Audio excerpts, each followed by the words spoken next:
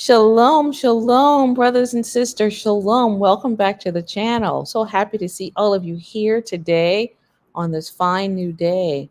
Shalom, shalom. Salama, Siemi. So happy that you're all here. So I'm just going to go through and welcome you all. Sister Brenda Mack, welcome, sister. And Brother Kelsey and Brother Darnell Blackshire, welcome, welcome. Sister Wendy Ann and Yahuwah's mouthpiece, welcome. Sister Paula, love of the Most High, welcome. Miss Sunshine, welcome. Sister Allie, welcome, welcome. Brother Calvin, welcome, brother. So happy that you're here. Miss VMAC, welcome, sister. And Sister Mariah and Sister Charlene, welcome. 70, excuse me, 78 Vet, welcome, welcome. Then Elsie, the prodigal son, welcome, welcome. Sister Tadesha, shalom, shalom, shalom, everybody. Tadesha always says, shalom, everybody. Welcome, Sister Tadesha. Messenger, Sister Lydia, welcome, welcome, Sister Lydia. Brother Robert Haynes, welcome. And MZ November 68, peace and blessings to you. Kenneth Wilkerson, shalom, shalom. And Sister Kathy, shalom, Sister Kathy. And Sister Rika, shalom, Sister Rika. And Sister Evite, so happy to have you, Sister Evite. Stay on Fire Ministry. It's a barakah that you're here. I'm so glad that you're here. And scrolling to Sister Alicia. So wonderful that you're here. You're here, sister. And scrolling. Oh, Brother Corey, I'm so glad you're here, brother. I know you had storms where you are. So you're here. I'm glad that you're doing well. You'll have to give us an update. Maybe you did give us an update and I just haven't had a chance to see that yet. But let us know how you're doing through the storms that you had where you're living there. Sister Monica, welcome, welcome. Sister Nikaya, Nikaya, I hope I said that right. Nikaya Israel, welcome. And scrolling. Always good to see Sister Mariah. Sister Linda Davis and Sister Regina, welcome. Sister Miriam, welcome. Sister Joyce, welcome, welcome. Shalom. Sister Shola Sanda, welcome, sister. Welcome. Guiding Light Ministries, welcome, welcome. Sister Jay Williams, welcome, sister. Welcome, welcome. Brother Karis, so good to have you in the house. Welcome, brother. Welcome. Sister Sarai Yahu Bat Yasharel, welcome, sister. Welcome. And Sister Allie, welcome. I hope I got everyone. And for those of you who are coming in to the chat, I'll try to acknowledge you as you come in. I'm so happy that you're all here today. This is the day that Yahuwah hath made. Let us rejoice and be glad in it. Many of you probably saw the video that I put out yesterday, the quick video that the Most High gave me the word for. It was quite early. And I was told, get up, get your journal, start writing. And so I did that. And I brought that word on yesterday. And in that, I said that I would give a little bit more clarity. And what I meant by that is that some people could look at the things that are being said and say, well, you say this, but you say that. For example, well, you said that we need to prepare for famine, but then you say we need to make sure we have our bags packed for the wilderness or for our return trip home, whether it's the wilderness or going right back into the land. I happen to believe it's going back into the land, which could be considered a wilderness experience. So which is it? Are we preparing to go into the wilderness or back into our land? Or are we preparing for famine? Which is it? Well, it's both. It's both of those things. And I wanted to just bring some clarity to that so that we can understand the times that we're in. We can understand what's the timeline according to scripture, according to as I see it, and how the Most High, in like fashion as he brought us out of Egypt the first time, it's going to be a similar fashion, a similar way in which he does that. So I don't want to get ahead of myself, but I wanted to be clear that there's going to be a need to prepare for hard times in this nation and in the nations where you are.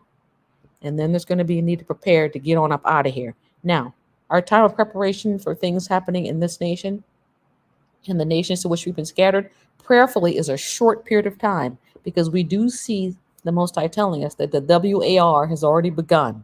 So because it's already begun, it won't be long before it's felt in Europe and in the Americas. It won't be long. Okay. Putin's going to see to that. So we're going to be talking about these things today. So I'm going to go ahead and add my slides here to the screen. So I don't know where that came from. There's an extra Z on my slide. Maybe I fell asleep. Maybe I fell asleep and put that on there. It was another late night. I think I had some Z's on my slide. But you can see it says there, war, then gathering. War, then gather, and then preparing for what's next. So we're going to talk about that today. Okay. Okay. Wow. My mom said it's both at the same time. Yes. Yes, it's both. We have to prepare for both. And if you're only preparing for one, then you're being kind of short-sighted, because the Most High has been telling his people that in Egypt-like fashion, you go through the plagues first, then you get delivered. And we're going to see the Most High bring the hurting on these nations. We're going to see it with our eyes. It won't come nigh us unless you're not being obedient, but you're going to see it with your eyes, which means you're going to be present. Okay. So this slide, let's see here, I've got the judgment of Babylon war. So I'm going to be talking about some of the different levels of judgment. Now, these are not all of them. I decided that I couldn't discuss all of the different judgments that's coming up on Babylon and still actually be able to get this message to you today. I just decided to cut it short to just a few instead of all that I was trying to attempt to add. But this is the main one that we're going to see. Sister Kathy White says, that's what I get. sister, sister, it's not that bad. It's not that bad. I know that you prepared. Hallelujah. It says, though, and I put on the slide here, though the gathering is near, it's not likely to come before the U.S. and Europe are attacked. Okay. So that's coming, and that's near to come. We can feel that. I know that there are those of you who are really, really sensitive in the spirit realm. You feel it. You feel that something is on the verge of happening. You feel like at any point we're going to wake up and you're going to see smoke and fires all over the place. I've been feeling that for quite some time now. And it's kind of like living with this expectation of doom, almost like, you're going to look around one day and see kind of like a 9/11 style event happening around you, but not just in one place, but you don't know when it's going to happen. So you're just waiting on it. Brother Larry Walker says, yes, yes, yes, yes, yes. And others have felt that. So we're just waiting to see when the Most High allows the nations from the north to come and bring what they're going to bring. Okay. So Revelation 8, chapters 1 through 5. And after these things, I saw another angel come down from the Shamayim in heaven, having great power, and the earth was lighted with his glory. And he cried mightily with a strong voice, saying, behold, Babylon the Great is fallen. Okay. Note that Babylon the Great is fallen. And that includes all the regions of this Babylonian system that into slavery. Okay. They're being judged for that. Some people don't believe that, but they are being judged for that because it was unjust what they did. Just because the Most High allowed them to do it doesn't mean it was right what they did. They're going to be judged for that. They are going to reap what they sowed, just like we reaped what we sowed. Okay. The second, Guiding Light Ministries, thank you for the super sticker. I appreciate you. Thank you. So down at the bottom of the screen, we'll see here, come out of her, my people, that ye be not partakers of her sins, that ye receive not of her plagues. Okay, so when the Most High gives the command for us to come out, it's going to be before the plagues get so bad that we won't be able to get out. So I wanted you to know, this is the gathering that I see in the book of Revelation. I shared this with you on our last Shabbat lesson. This is the gathering that I see in Revelation. Come out of her, my people. So before things get so bad, he's going to bring us out, which means he's going to create the way to bring us out, however that is, whether it's on ships or planes or eagle's wings or chariots from the Shamayim, or we get translated or whatever. He's going to make sure that we get out in the time that he says. So I wanted to show you that the attacks come first. We're here for that. And then before it gets to the point where we just can't get out, he says, come on out, come on out. And that's what we're seeing here in the scriptures. It says, and I wanted to read this because there are people who are saying that we should be sorrowful and sad about the judgment that's coming to the nations.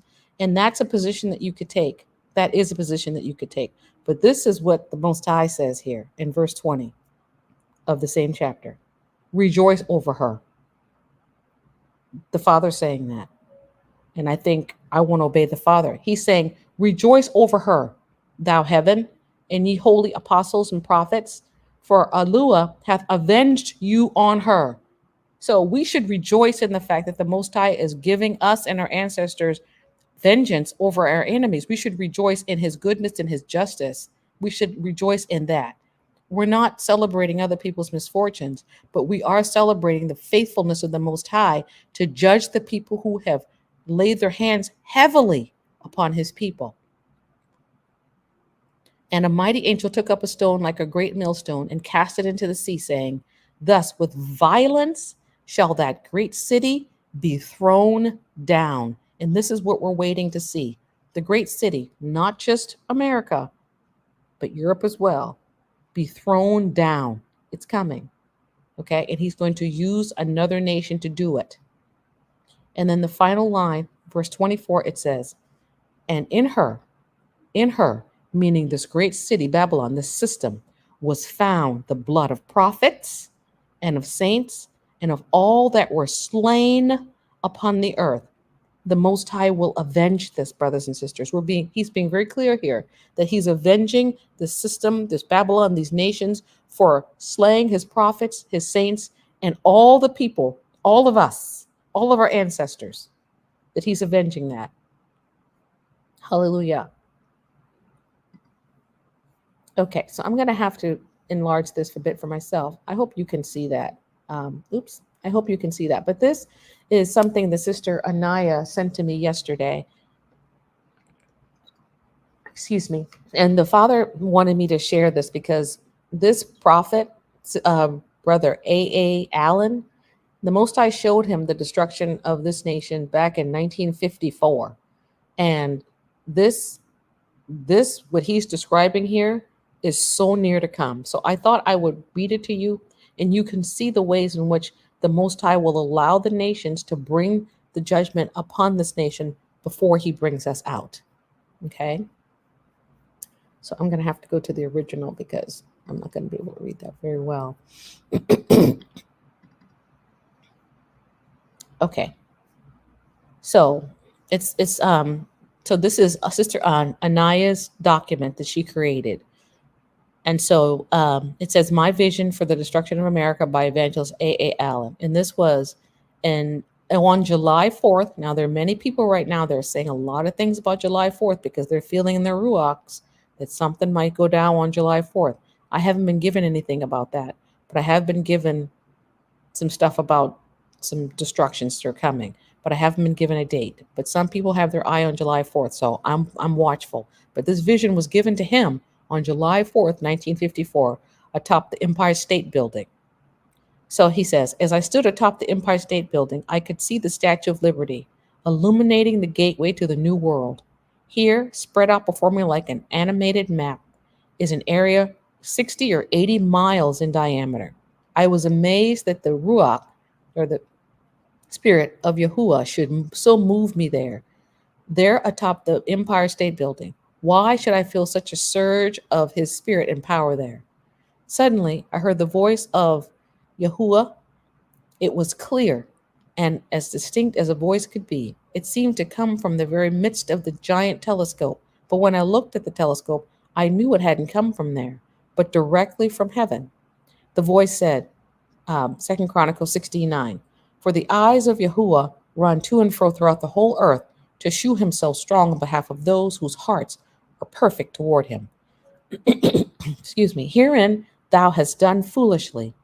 Therefore, from henceforth thou shalt have wars. You hear that, brothers and sisters? The Most High is telling him that the nation's going to have wars, that's the judgment that he's bringing upon the nation. And then he goes on to say, immediately when I heard the voice of Yah, I knew this was a quotation of scripture, but never before had a thing come to me so forcibly by the power of the Ruach.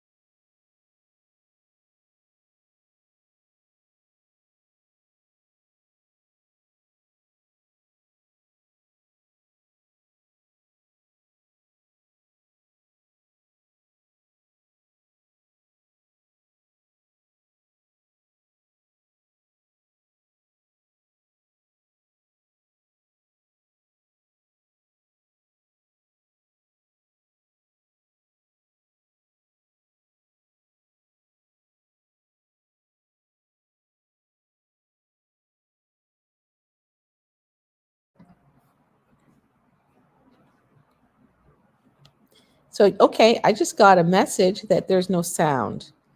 Okay. So, how long has there been no sound? We've been going through these slides and it's been no sound. Sound not working. I see you guys have been telling me. I apologize. I've had the other screen up. I apologize. So, okay. So, we're going to have to go backwards and go back. No worries. I'm going to go back and read it. Okay, but I don't know what. Still no sound. Okay. So, Brother Robert, thank you for that message. It came through loud and clear. No sound on the live. Thank you. Okay, so let's go back. Thank you, brothers, for bearing with me. Let's go back. I don't know what the last thing is you heard. Can anyone put in the chat the last thing you remember hearing before the sound went out, so that I can pick up from that point? If you can remind me the last place you heard sound, what was I talking about? If you can remember. If not, I'll just have to pick a place. Okay, I apologize, brothers and sisters. The the first slide. The first slide, brother Karras is the first slide. Okay, we're gonna be way back. Man, I was having a good old time reading this and talking to you guys. You guys couldn't hear anything I was saying. I'm so sorry. Okay, so let's go back. Let's go back, because this is really a wonderful vision. That it's wonderful. It's describing in detail what's going to be coming down the pike. So I'm glad you guys can hear me now. I'm going to go back to the first slide, and then so we were talking about the fact that he had been taken up to the top of the Empire State Building. He was looking through one of those giant telescope things, and the Most High gave him a vision as he looked through these telescope things. Now, I don't know if this was an actual event or if he was having a vision of this happening, but this is what he saw. He saw fog. Okay, he saw fog, but it began to clear up as the Most High began to allow him to see Manhattan Island. He began to see Manhattan Island, and the whole of the United States began to be unfolded to him like a map. Okay, so I'll make sure I keep this open so I can see if you can hear me. Okay, got sound now. Yes, I for some reason you guys were muted. I was muted. I'm so sorry. Please forgive me. Please forgive me. Okay. Oh, did you just get here? Did you just get here then? Yes, apparently we were muted just for you, sister. Okay, so I'm so glad that you guys stayed with me, and they're so thankful to Brother Robert. I saw Sister Anaya calling, but I was like, oh, I'm kind of live. I can't take that call right now. But you're trying to warn me. Thank you guys for being here. Okay, so we're going to continue on. So let's see, go back. It was not the East River and the Hudson River that I saw on either side, but the Atlantic and the Pacific Oceans. And instead of the Statue of Liberty standing there in the bay on her small island, I saw her standing far out in the Gulf of Mexico.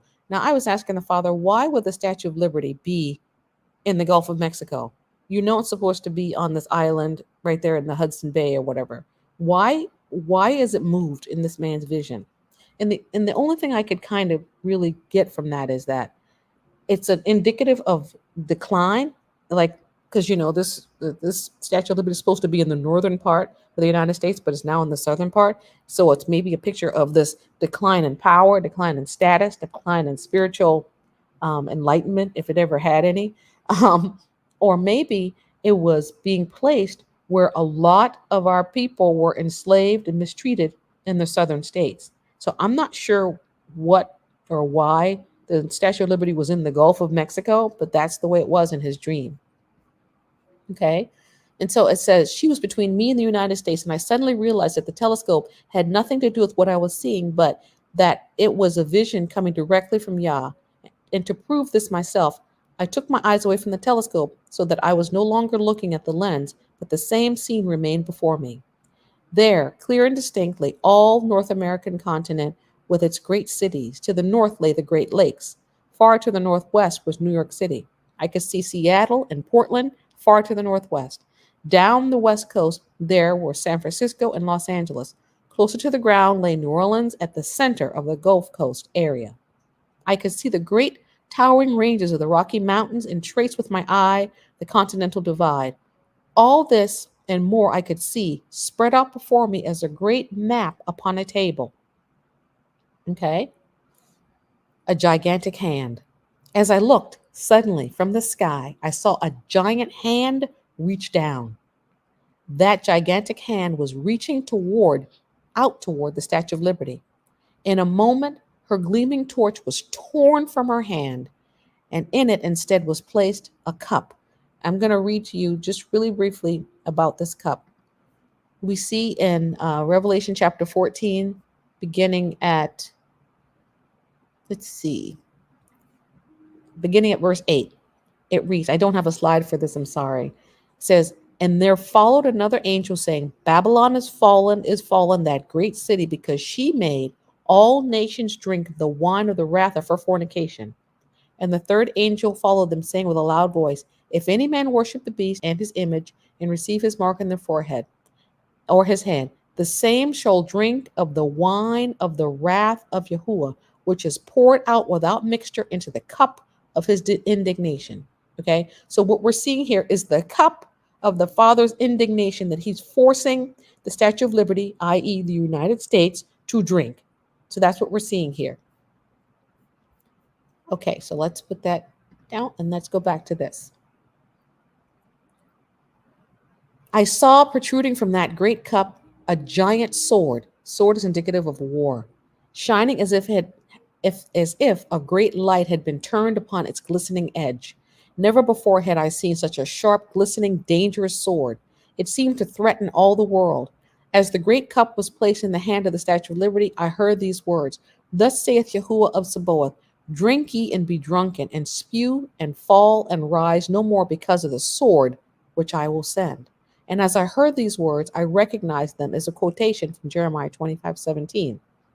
I was amazed to hear the Statue of Liberty speak out in reply, I will not drink. Then, as the voice of thunder, I heard again the voice of Yahuwah saying, Ye shall certainly drink. Then suddenly, the giant hand forced the cup to the lips of the Statue of Liberty, and she became powerless to defend herself. The mighty hand of Yah forced her to drink every drop from that cup. As she drank the bitter dregs, these were the words that I heard. Should ye be utterly unpunished? Shall ye not be unpunished? For I will call a sword upon all the inhabitants of the earth, saith Yahuwah of Sabaoth. When the cup was withdrawn from the lips of the Statue of Liberty, I noticed the sword was missing from the cup, which could mean but one thing. The contents of the cup had been completely consumed, and I knew the sword merely typified war and destruction, which is no doubt on the way. Now, thank you, Brother Calvin, for the super sticker. Thank you, brother. Now, he didn't know that the war was coming, but it would be decades and decades in the future before it finally did come. But it's on the horizon right now. We're going to see these things played out, and shortly. I saw the Statue of Liberty become unsteady on her feet and began to stagger and lose her balance. I saw her splashing in the gulf, trying to regain her balance. I saw her stagger again and again and fall to her knees. As I saw her desperate attempts to regain her balance and rise to her feet again, my heart was moved as never before with compassion for her struggles. As she staggered there in the gulf, once again I heard these words, Drink ye and be drunken, and spew and fall and rise no more because of the sword which I will send among you. As I watched, I wondered if the Statue of Liberty would ever be able to regain her feet, if she would ever stand again. And as I watched, it seemed that with all her power, she struggled to rise and finally staggered to her feet and stood there, swaying drunkenly. I felt sure that at any moment she would fall again, possibly never to rise. I seemed overwhelmed at the desire to reach out and help to keep her head above water, for I knew that if she ever fell again, she would drown there in the gulf. He's having compassion upon her, but those of us who have been hurt by her, we're not having a whole lot of compassion. Okay, and then we see Psalm 91 stated there. So I'm going to skip ahead to Black Cloud Rising. Then, as I watched, another amazing thing was taking place. Far to the northwest, just out over Alaska, a huge black cloud was arising. As it rose, it was as black as night. It seemed to be in the shape of a man's head. As it continued to rise, I observed two light spots in the black cloud. It rose further, and a gaping hole appeared. I could see that the black cloud was taking the shape of a skull, for now the huge white gaping mouth was plainly visible. Finally, the head was complete. Then the shoulders began to appear, and on one side, long black arms. It seemed that what I saw was the entire North American continent, spread out like a map upon a table, with this terrible skeleton form cloud arising from behind the table. It arose steadily until the form was visible down to the waist. At the waist, the skeleton seemed to bend toward the United States, stretching forth a hand toward the East Coast and one toward the West, one toward New York and one toward Seattle. As the awful form stretched forward, I could see that its entire attention seemed to be focused upon the United States, overlooking Canada, at least for the time being. As I saw the horrible black cloud in the form of a skeleton bending toward America, bending from the waist over, reaching down toward Chicago and out toward both coasts, I knew its one interest was to destroy the multitudes. As I watched in horror, the great black cloud stopped just above the Great Lakes region and turned its face toward New York City. There have been so many prophecies given about the destruction of New York City, and it's really interesting here that he's seeing New York in his vision. Then out of the horrible, great gaping mouth began to appear wisps of white vapor, which looked like smoke, as a cigarette smoker would blow puffs of smoke from his mouth. These whitish vapors were being blown toward New York City. The smoke began to spread until it had covered all the eastern part of the United States. Then the skeleton turned toward the west, and out of the horrible mouth and nostrils came another great puff of white smoke. This time it was blown in the direction of the west coast. In a few moments' time, the entire west coast and Los Angeles were covered in its vapors. Then toward the center came a third great puff. As I watched, Kansas City, St. Louis were enveloped in its white vapors. And then on they came toward New Orleans. Then on they swept until they reached the Statue of Liberty, where she was staggering drunkenly in the blue waters of the Gulf. As the white vapors began to spread around the head of the statue, she took in but one gasping breath and then began to cough as though to rid her lungs of the horrible vapors which she inhaled. One could readily discern by the coughing that those white vapors had seared her lungs. What were these white vapors? Could they signify bacteriological warfare or nerve gas or nuclear warfare? He didn't say that. I said that. That could destroy millions of people in a few moments' time. Then I heard the voice of Yah as he spoke again. Behold, Yahuwah maketh the earth empty and lays it waste. Okay, we're going to skip down. As I watched, the coughing grew worse. It sounded like a person about to cough out his lungs. The Statue of Liberty was moaning and groaning. She was in mortal agony. The pain must have been terrific, as again and again she tried to clear her lungs of those horrible white vapors. I watched her there in the gulf as she staggered, clutching her lungs and her breast with her hands. Then she fell to her knees. In a moment she gave one final cough, made her last desperate effort to rise from her knees, and then fell face forward into the waters of the Gulf and lay still. And he cried because he was sad, but we won't be sad. Two trolls. Someone says there's some trolls. Two trolls. Are there trolls in the room? Okay, handle them, moderators. Handle them. If there are trolls in the house, handle them. Thank you, Sister Milan. Okay, continuing. All right. Screaming sirens suddenly began, and it broke silence. And the sirens seemed to scream, "Run for your lives." Never before had I heard such shrill screaming sirens. They seemed to be everywhere, to the north, to the south, to the east, to the west. There seemed to be multitudes of sirens, and as I looked, I saw people everywhere running. It seemed none of them ran more than a few paces and then fell. And even as I had seen the Statue of Liberty struggling to regain her poise and balance and finally falling over for the last time to die on her face, I now saw millions of people running in the streets, on sidewalks, struggling. I heard screams for mercy and help. Yes, Brother Elsie Prodigal, they've been vanquished. Yes. Shalom, Brother Darren. Sound goes out, then comes the trolls. Okay, thank you for that for Sister Alicia. Thank you. So I know Brother Calvin's here. Brother Calvin, handle him, brother. The devil is a liar. Handle him, brother. Sister Mariah's here too. You guys handle the trolls. Just block them. Get them out of here. I heard the horrible coughing as though their lungs had been seared with fire. I heard the moaning and the groanings of the doomed and the dying.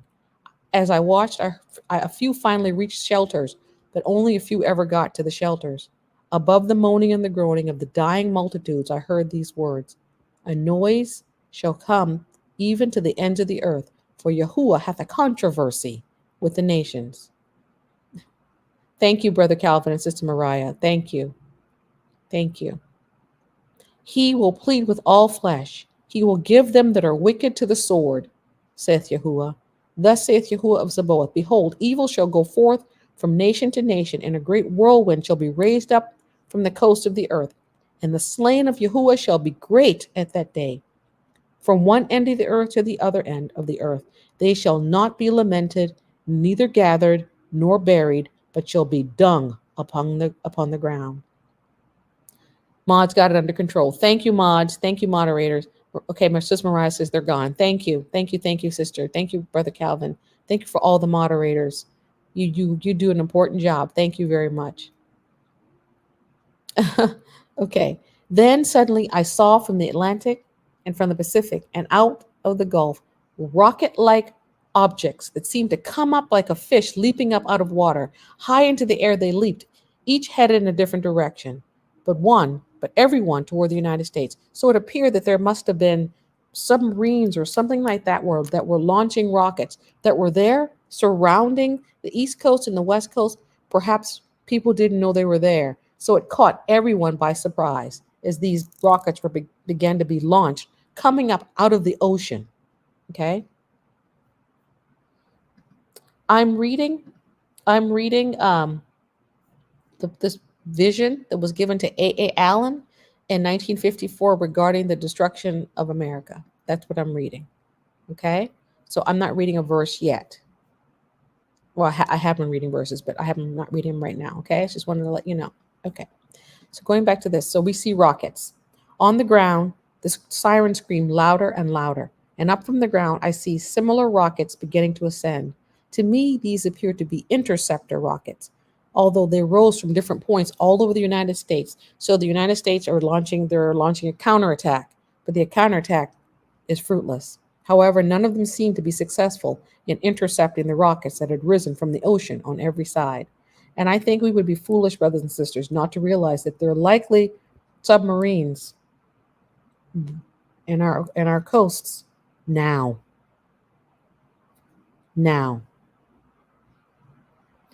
But daughter of Zion, Yah will help us. He's got his hands over us. He's got his hands over his beloved, as you will see when we reach the end of this vision. He's got his hands over his people. When the children of Israel were in the land of Goshen, the Most High made a distinction between his people and between the Egyptians, and he will do it again. He has a way of having one sitting next to you be destroyed, but you be okay. And he will do it again. So we need not worry and we need not fear. Continuing on. These rockets finally reached their maximum height, slowly turned over and fell back toward the earth in defeat. Then suddenly, the rockets, which had leaped out of the oceans like fish, all exploded at once. The explosion was ear-splitting. The next thing I saw was a huge ball of fire. The only thing I have ever seen which resembled anything that I saw in my vision was a picture of the explosion of an H-bomb somewhere in the South Pacific. In my vision, it was so real that I seemed to feel the searing heat from it. Side note, brothers and sisters, the United States is the only nation to use an atomic bomb on another nation. On Japan, during World War II, they dropped atomic bombs on Hiroshima and Nagasaki. They're going to reap where they have sown. Hear me, brothers and sisters. They're going to reap where they have sown. As the vision spreads before my eyes, and I view the widespread desolation brought about by the terrific explosions, I could not help thinking, while the defenders of our nation have quibbled over what it means to use what it means to defense. Let me say that again. While the defenders of our nation have quibbled over what means of defense to use and neglected the only true means of defense, faith and dependence upon the true and living Yah, the thing which she greatly feared has come upon her. Okay? And then the noise of battle subsided. To my ear came this quotation: Blow ye the trumpet in Zion, and sound an alarm on my set apart mountain. Let all the inhabitants of the land tremble, for the day of Yahuwah cometh, for it is nigh at hand, a day of darkness and of gloominess, a day of clouds and thick darkness, as the earth, as the morning spread upon the mountains, a great people and a strong. There hath not been ever the like, neither shall be any more after it, even the years of many generations. A fire devoureth before them, and behind them a flame burneth. The land is as the Garden of Eden before them, but behind them a desolate wilderness. Yea, and nothing shall escape them. Okay? So we're going to go down to the conclusion of all this. He says, Then the voice was still. The earth too was silent with the silence of. Then to my ears came the sound and a distant singing. It was the sweetest music I had ever heard. Sang Judah, sang Judah. It was the sweetest music I had ever heard. There was joyful shouting and sounds of happy laughter. Immediately I knew it was rejoicing of the saints. He says it's the saints, but it's the Most High's people. He hears us rejoicing in this dream, but he can't know that it's the Most High's people, his chosen people. He can't know. He can't know that this is what he's hearing. So he hears shouting for joy and sounds of happy laughter. Immediately I knew it was rejoicing of the people of the Most High Yah. I added that. I looked, and there, high in the heavens, above the smoke and poison gases, above the noise of the battle, I saw a huge mountain. It seemed to be of solid rock, and I knew at once that this was the mountain of Yahuwah. The sounds of music and rejoicing were coming from a cleft high up in the side of that rock mountain. It was the saints. It was Yahuwah's people who were doing the rejoicing. And it was Yahuwah's people who were singing and dancing and shouting for joy. Listen to this, brothers and sisters. Safe from all the harm that had come upon the earth. For they were hidden away in the cleft of a rock. Hallelujah. They were hidden away in the cleft of a rock. We are covered by the shadow of the Almighty. We are up under his wing. We are hidden in the cleft of a rock. He will cover us with his feathers. And no matter what's going on around us, he will protect his beloved, because he has not brought us this far to let us be taken out by the judgment of the nations. But if you're being obedient to him, you need not fear. But if you're in disobedience, you need to fear. You need to fear, because your judgment will be with that of the nations. It says here, they were in the cleft and they were shut in, protected by a great hand which reached out of the heavens. It was none other than the hand of Yah, shutting them in until the storm was overpassed. Hallelujah. Shutting them in until the storm was overpassed, just as he did in the land of Egypt. He shut us in and he protected us. Brothers and sisters, the Most High gave this Gentile this vision back in 1954. And here at the time of this, the unfolding of these things is at hand. It's at hand. And we will see the salvation of Yasharah. But before we see us gathered out of here, we're going to see some things. We're going to see the Most High bring the nations against this one. We're going to see it, but only with our eyes. Only with our eyes. Hallelujah. Hallelujah. Okay. So, in addition to the war that we just mentioned, we're going to see economic collapse. It's coming. It's coming. The four horsemen, just like the four horsemen came against our people, as I described in my Revelation chapter 16 mini-series, just as the four horsemen of the apocalypse came against our people during the seal judgment, the four horsemen are riding against the people who have hurt the Most High's people. They are reaping as they have sown. And I heard a voice in the midst of the four beasts saying, a measure of wheat for a penny, and 3 measures of barley for a penny, and see thou hurt not the oil and the wine. And when he had opened the fourth seal, I heard the voice of the fourth beast say, come and see. And I looked, and behold, a pale horse, and his name that sat on him was Death, and hell followed with him, and power was given to them over the fourth part of the earth to kill with sword and with hunger and with death and with the beasts of the earth. Okay? And we've talked all about the fourth part of the earth in the Revelation 16 series. If you haven't seen that, I recommend you go see that. But the Most High allowed the nations from the third part, Europe, to come to the fourth part where many of his people were and bring the sword judgment, excuse me, the seal judgments to us. Well, those people who are still in the fourth part, they're going to experience the seal judgments as well. The four horsemen of the apocalypse riding on this nation right now. Okay. So, all the things that we're seeing happening right now, we know you guys are well learned, you're well researched. You know this is all part of this great reset thing that they're trying to bring about where you'll own nothing and you'll be happy. Okay, that's the plan. The plan is to cull the herd, they want to reduce world population, and they want to bring about this system of social credit score where you get rewarded with money from the government if you do what you're told. That's the desire. That's what they want to do. Okay, that's what they want to bring. But the Father has other plans. He's allowing it to happen, though, because those who are left of the nations, the unrepentant nations, will go into slavery. They will. And the Most High will bring it. He will allow it to happen. Okay, this economic collapse. We're going to read this article, a bit of this article from Newsweek. It says the U.S. economy is going to collapse, top investors say. The U.S. economy is on the verge of collapse, says Wall Street veteran in an interview published by MarketWatch on Wednesday. Financial veteran and crypto investor Michael Novogratz, interviewed by MarketWatch before the Federal Reserve decided to increase interest rates, said the country is heading into the likelihood of a fast recession. Novogratz is the founder and CEO of investment management firm Galaxy Digital and is a veteran of Wall Street who has worked among many places at Goldman Sachs for 11 years. The economy is going to collapse.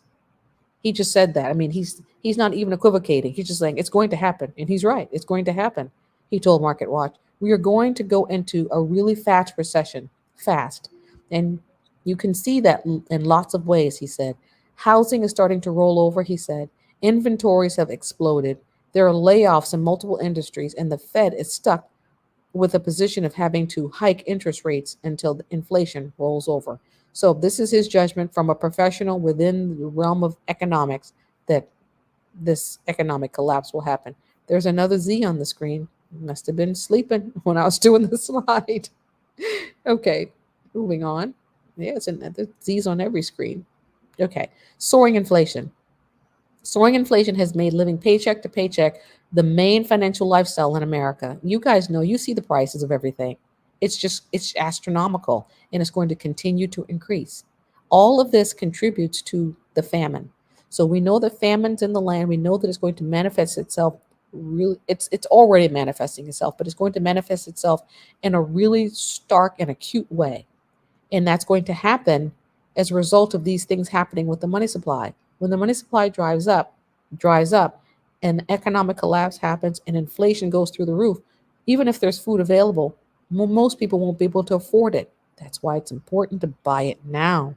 I've been preaching that for a while now. If you can buy it now, buy it now. More than 150 million American adults are living paycheck to paycheck amid soaring inflation, a poll from Lending Club and Payments revealed earlier this month, a drastic increase from levels reported at the same time last year.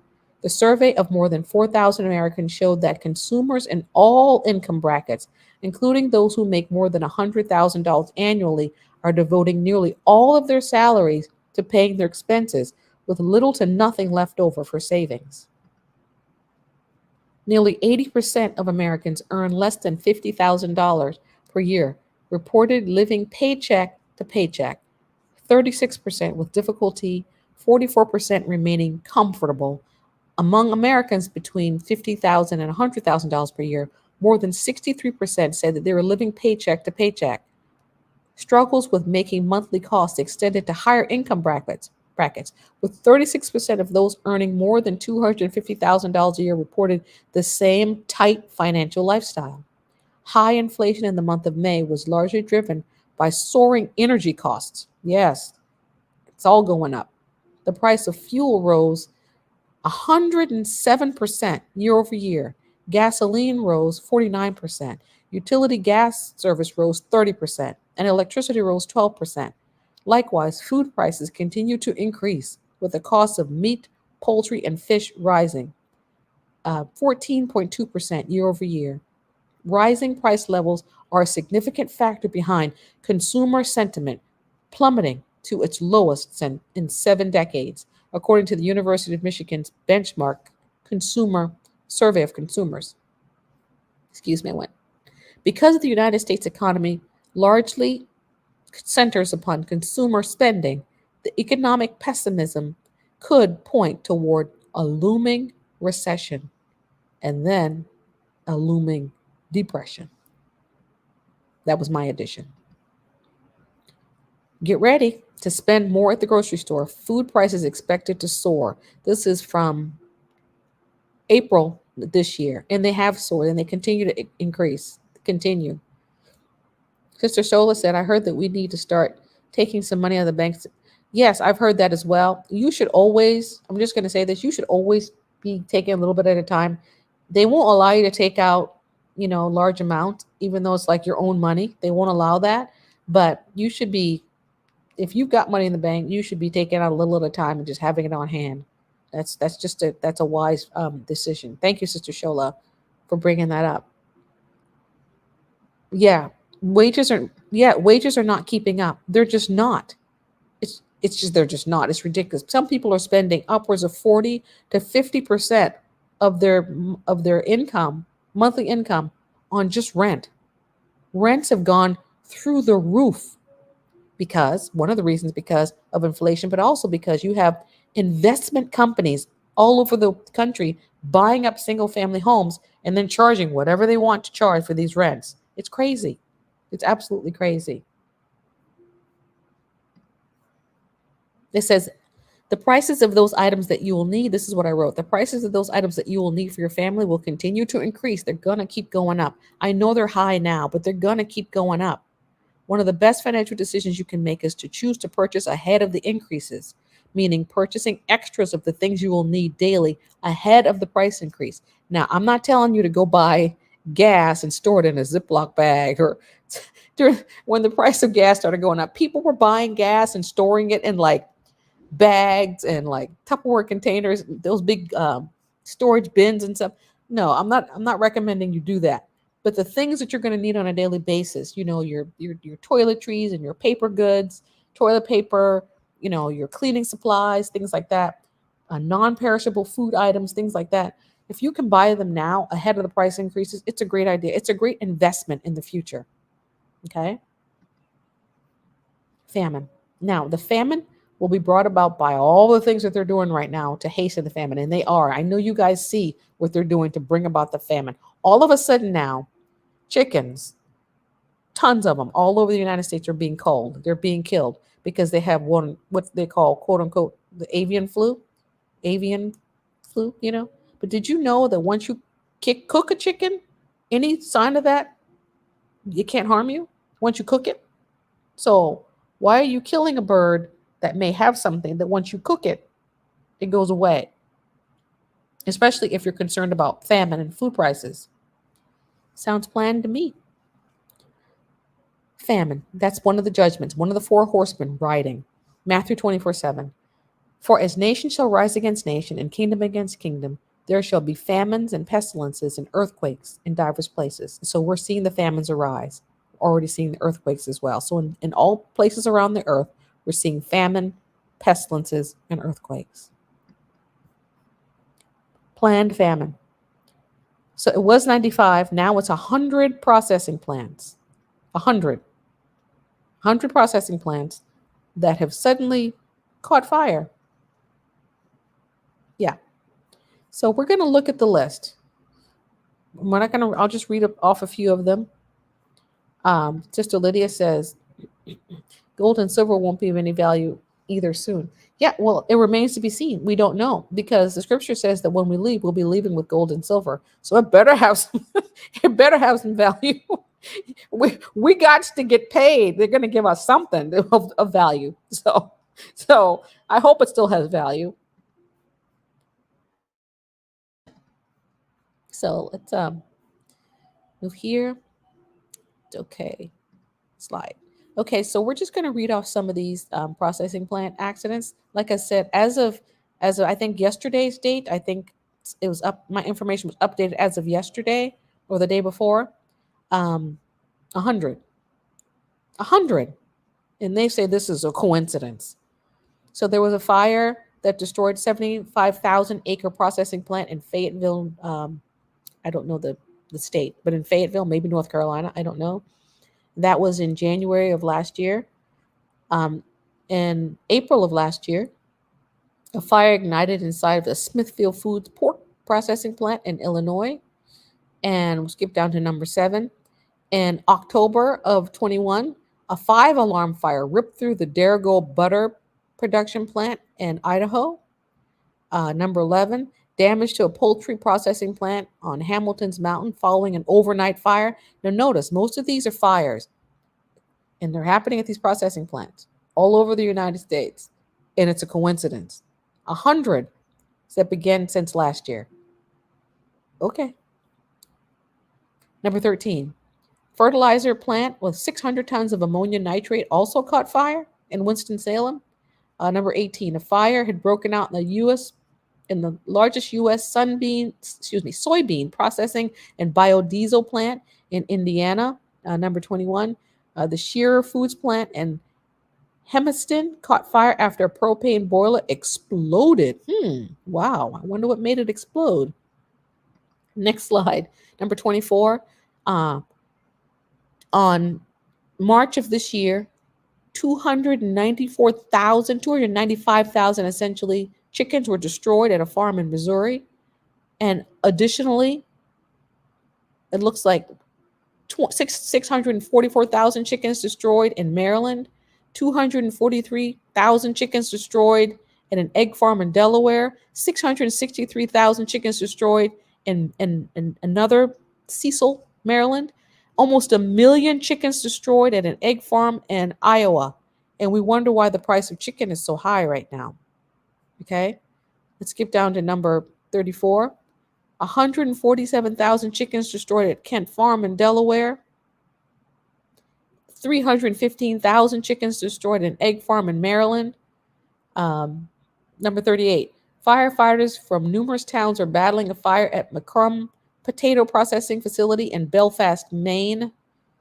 Number 44. A massive fire burned 40,000 pounds of food meant to feed people in a food desert near Maricopa. Next slide. Number 50. 208,000 turkeys destroyed in Minnesota. The one before that, 76,000 turkeys destroyed in Minnesota. The one before that, 281,000 chickens destroyed in North Carolina. This is just crazy. In 56, 77,000 turkeys destroyed in Minnesota. Number 60, Azure Standard, the nation's premier independent distributor of organic and healthy food, was destroyed by fire in Dufour, Oregon. Number 61, 339,000 turkeys destroyed in Minnesota. Number 68, 307,000 chickens destroyed at a farm in Pennsylvania. Number 72, 110,000 turkeys destroyed in Barron, Wisconsin. Next slide. Wow. Number 78, 114,000 ducks destroyed at duck farms in Pennsylvania. 10,000 turkeys destroyed in Barron, Wisconsin, number 84. Number 88, a train carrying limestone derailed in Jensen Beach, Florida. 92, what? Okay, 3 million chickens destroyed by fire at Forsman facility in Stockholm Township, Minnesota. 3 million. Oh my word. Wow. Number 94. A fire occurred Tuesday evening at the JBS meat packing plant in Green Bay, Wisconsin. Number 96, irrigation water was canceled in California. Number one producer of food in the U.S., and storage was flushed out into the Delta. Okay. 99, over 10,000 head of cattle have reportedly died in in the recent Kansas heat wave. Okay. So if you want to come back to this in the replay and watch this, that's if YouTube allows this to stay up. We don't know at this point, but if it does, you can come back and read through it if you want to. Yeah, yeah. The brother Kelsey says insurance purposes. It may be, but there's something nefarious. There's something planned here. They're trying to bring the famine, and all they're doing is they're working the Most High's plan. Yes. How else can mass inflation and famine happen? That's right. That's right. Sister, yes, 3 million. 3 million. I mean, that's a just crazy amount. Oh, gosh. That it just blows me away. It blows me away. Oh, look at that. There's a 9 and an 11 and everything. Yeah. Good point. Good point, sister. They put their numbers out there. And then someone shared on the platform that we're a part of that um, somewhere at a store or a Walmart, I think Sister Kathy shared it, that someone that her son saw, I think on one of those social media platforms, was in Walmart, and the people who worked at Walmart were taking food off of the shelves, saying that they were quote unquote tainted, and taking them off the shelves. And then my husband was reading in the paper and said that Costco was also taking food off their shelves because they were tainted. They're trying to bring the famine. They're trying to bring it. Sister Milan says, Popeye's, Chick-fil-A's actually better get ready. Yeah, they better get ready. They're going to be serving that lab grown meat. That lab grown meat. Yes, the Most High is using their own wickedness to destroy them. And they're so foolish. They can't see. They're so foolish. They just can't see. Okay, so now we're going to talk about drought because this all also contributes to famine. So when you think about being able to grow crops in this country and around the world, indeed, but particularly we're talking about the United States. When you think about your ability to grow crops, it's severely hindered in the presence of a drought. And we've been in severe drought in the West Coast for at least 2 years now. And it's not just drought; it's exceptional drought. Where these dark areas are, and there are a lot of them. It's exceptional drought. And these people haven't gotten rain for long periods of time. And then when they do get rain, it's like the water probably just sinks right into the ground and it's dry again. But as you can see, oh, Yvette, yeah, good job, Sister Yvette. That's a really good thing right there. I'll put that on the screen. Really good idea, really good idea. Good question. I would say at least 6 months, at least, just to have on hand, because you don't know also who the Most High is going to send to you. You just don't know. So as much as you can, Sister Frugal Nurse says, pack it to the rafters, and she's talking about your house. On her channel, she says, pack it to the rafters, if you have the ability to do so. But we do recognize that if the Most High has to rain down manna from heaven for us, He'll do that. But if you can prepare, prepare. Okay. So if you notice, this drought is moving eastward. You guys see that on the map? Now, I don't have a map to show you. I saw one when I was doing this research last night. But as you looked at the map from like last year, the red was mainly on like the East Coast, the West Coast of like California, Nevada and all that. But you notice how it's moving west. It's moving east. It's moving from the west toward the east. The famine is moving toward the East Coast, moving east. And even notice some areas on the coast of the East Coast are having yellow or dark yellow. So the famine is intensifying. It's a judgment. It's a judgment of the Most High. When your ways are not pleasing to the Most High, you will have no rain. Or you will have too much rain and then you'll get floods. Okay? So this is how I have the recommendation here on the screen of how to prepare for the coming famine. Continue to gather supplies in preparation for hard times. If the Father encourages you to stockpile food, water supplies, then do so. If you're feeling in your ruach that you need to be purchasing, please do that. Please do that. If you're not hearing anything from the Father regarding um, stockpiling or saving things, or you're just not hearing anything, first of all, you have to ask yourself, am I able to hear from the Father? Am I not hearing anything because I just don't hear from the Father that way? Then if you are not hearing it because you're not able to discern the voice of the Most High, pray and ask Him to show you what He wants you to do. Ask Him to give you a scripture, a verse, a sign, whatever, as to what He wants you to do. If you've been praying and seeking the face of the Most High and He's not giving you any indication that He wants you to stockpile, then He must be preparing to provide for you in another way. Maybe He's going to send a raven to feed you, or give you some all your own personal manna supply, or maybe He's going to have somebody else preparing for you. I know that there are Hebrews who are preparing and who are stockpiling food items, and they're storing extra because they feel in the ruachs that the Most High is going to send people to them to be a blessing. Okay, I agree with that. I absolutely agree with that. I agree with that, sister. I absolutely agree. But if you can't do that, at least 6 months, at least. And that is true as well. Okay. You can do that by doing intermittent fasting. Like most times, I eat once a day, about once a day. And I didn't really plan it that way. It's just become my lifestyle to eat about once a day. And if I do eat more than once, it'll be like fruit, like watermelon. It's called eating your water. So I'll eat like watermelon or things that have lots of liquid fluids in them. But that's, yes, condition. Yes. Yes. Hallelujah. Good, good, good, sister. Yes.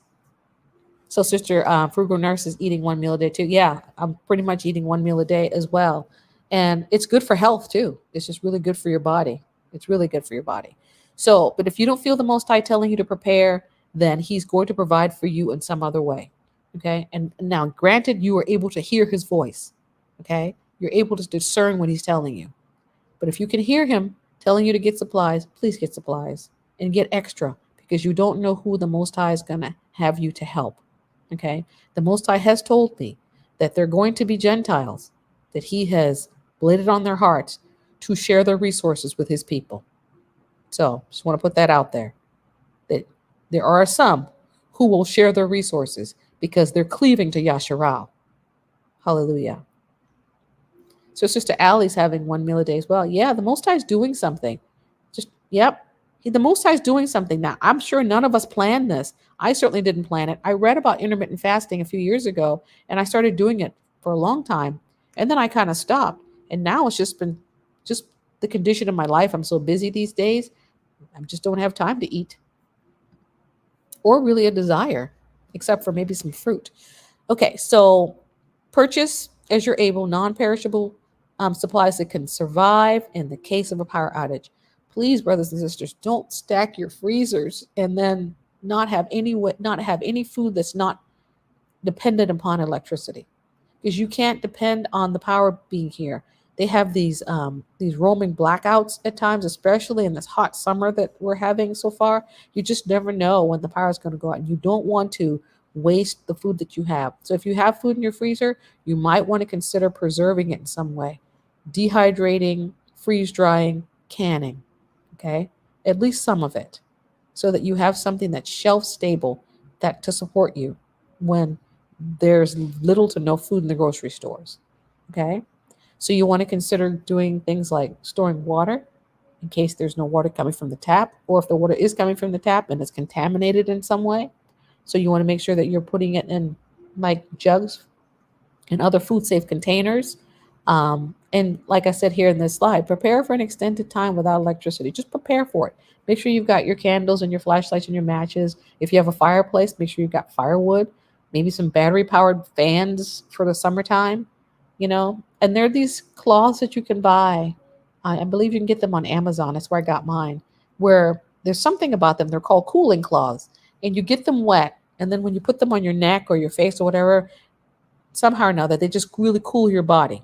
So in case of the power outage and it's really hot, getting these cooling cloths, you can just get them wet and it'll help to cool your body down. Okay. Make sure you have candles, flashlight, matches, um, battery powered fans, solar generators if you have that in your budget with solar panels. And then just extras of all the things that you're going to need on a daily basis. Just get extras. If it's available, buy it. If you have the funds and it's available, buy it. If you don't have the funds, ask the Father how He's planning to prepare for you, because you know He's going to take care of you. You know it. I don't want you to worry. He's going to take care of you.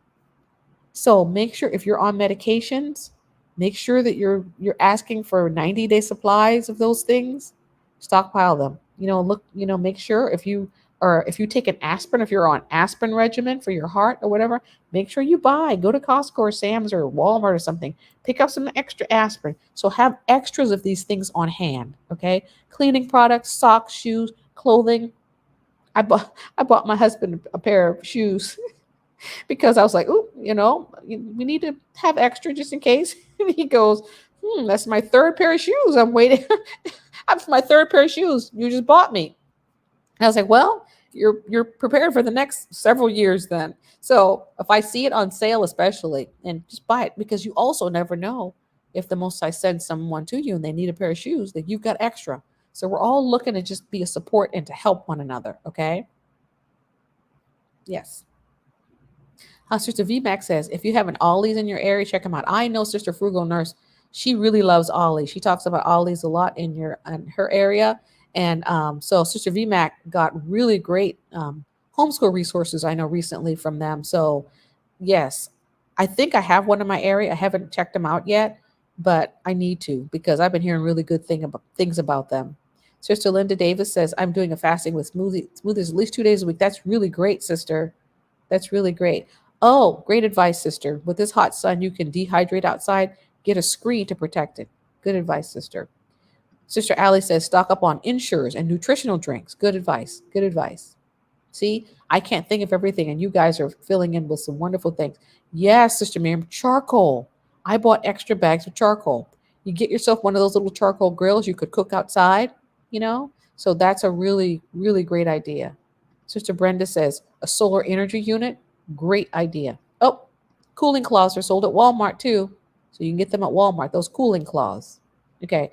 Sister Fruganar says, underwear and socks. Yes, these are things that you're going to need. So go ahead and, if you can get them now.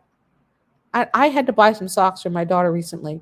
I was just amazed at how much socks cost as opposed to what they cost like a year or two ago. So these things are increasing in price, and they're just going to continue to go up in price. So if you can buy them now, buy them now, because a year from now, if you can find it, it's going to be more expensive. Okay. Yes. Genesis 15 says, Sound Off says, Genesis 15 will be fulfilled, and the people of Yah will leave with great substance. Fear not. Yeah, we're not fearing. We don't fear. We agree with you. We will leave with great substance. We will. We will. And part of the substance that we will leave with, it'll be physical, but it will also be the lessons that we've learned. We've learned a lot of lessons about how to be humble and how to be good leaders and good rulers. And we're gonna be all right. There's a lot of skill in Yasharal, a lot of skill. So our skills are part of our wealth. Sister Alondra Will says, fire starters start on wet wood. Yes, yes, yes, yes. Good advice. And you guys are just on it today. Look, Angela, powdered milk for the children. Yes, yes, yes, yes. And Sister Milan says, I was without power Monday, most of the day. I had to make do. I went outside to cook and boil water. See, Sister Milan, she's got it like that. She's really knowledgeable about these things. She really is. But she was okay. She survived without power most of the day. And Dr. Carpy, the Dr. Carpy says, Shalom, Shalom. He says, you can also collect, yes, rainwater in barrels. Yes, yes, yes, yes. And Sharon Gardner says, stocking that kind of food, etc., is not something I have room to accommodate. Okay. But a year or so ago, the Most High reminded me of the first exodus and harvest of people. Okay, sister. And see, you're one of the people that I was talking about, that the Most High was going to give some people an indication that, don't worry, I got you. That some people he's calling to stockpile, and some people he's saying, no, don't worry, I got you. So he's either going to provide supernaturally for you, maybe he'll make what you have last, or he's going to have you be supported by someone else. So in this case, like I said, don't worry. Don't worry. The Most High's got you. but you need to be hearing what he's saying. So I'm glad that you've got a word from the Most High on that. Okay, let's see. Dollar Tree. Okay, socks and t-shirts are non-perishables. Okay, Dollar Tree is a great resource. Sister Kathy says one prepper said to get plates, but not styrofoam kind, but the paper ones because they can be used as a fire starter. Great idea. Great idea. Oh, wow. There's a cotton shortage. Get them while they have them. Anything that contains cotton. I didn't know there was a cotton shortage. Wow. Why is all of a sudden everything's a shortage and everything? Wow. Kenneth Wilkerson said propane power generator. You can power your whole house by purchasing 100-pound bottles. I've purchased 3 at Tractor Supply. Great advice, brother. Great advice. So for those of you who want to invest in the propane power generator, you can do so. You can get them at Tractor Supply. You can get the propane bottles. Someone says rope duct tape. Now, I don't know about rope duct tape, but I know duct tape's a great thing to have. You can use duct tape for so many different things. So if you guys don't have duct tape, make sure you got some duct tape in your supplies because it's a really, really great thing just to have on hand. Sister Kathy says Alicia and I heard a report last summer that the price of cotton was going up. So a t-shirt that cost $6 will be $60 for a t-shirt? Oh my god. Oh my gosh. Wow. Lowe's has a fan that runs by battery and has a tube that you can put the tube in a bucket of ice. Well, really? Wow. I may have to check that out. That's really interesting. A battery powered fan, the tube that you can put in a bucket of ice water so that it'll blow cool air at you. That is brilliant. That's really brilliant. Brilliant. Okay, so let's get back to the slides. Let's see what else we've got here. Do not depend on having electricity. Just like I said, store non-perishable foods, grains, canned goods, home canned foods, dehydrated and freeze-dried foods, powdered milks, eggs, etc. How will you cook with no electricity? Okay, I'm going to put that question out there. I want you guys to tell me, how will you cook? Okay, this is a good point. We all got enough clothes washed and clean to wear them.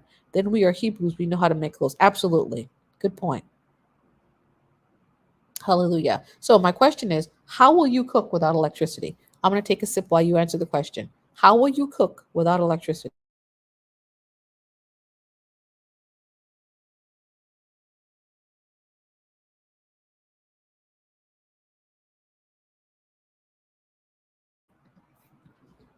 Okay.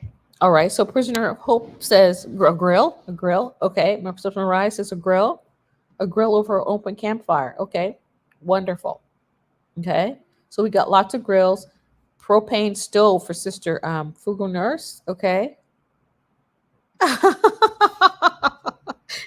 Rub some sticks together and burn leaves. Come on now.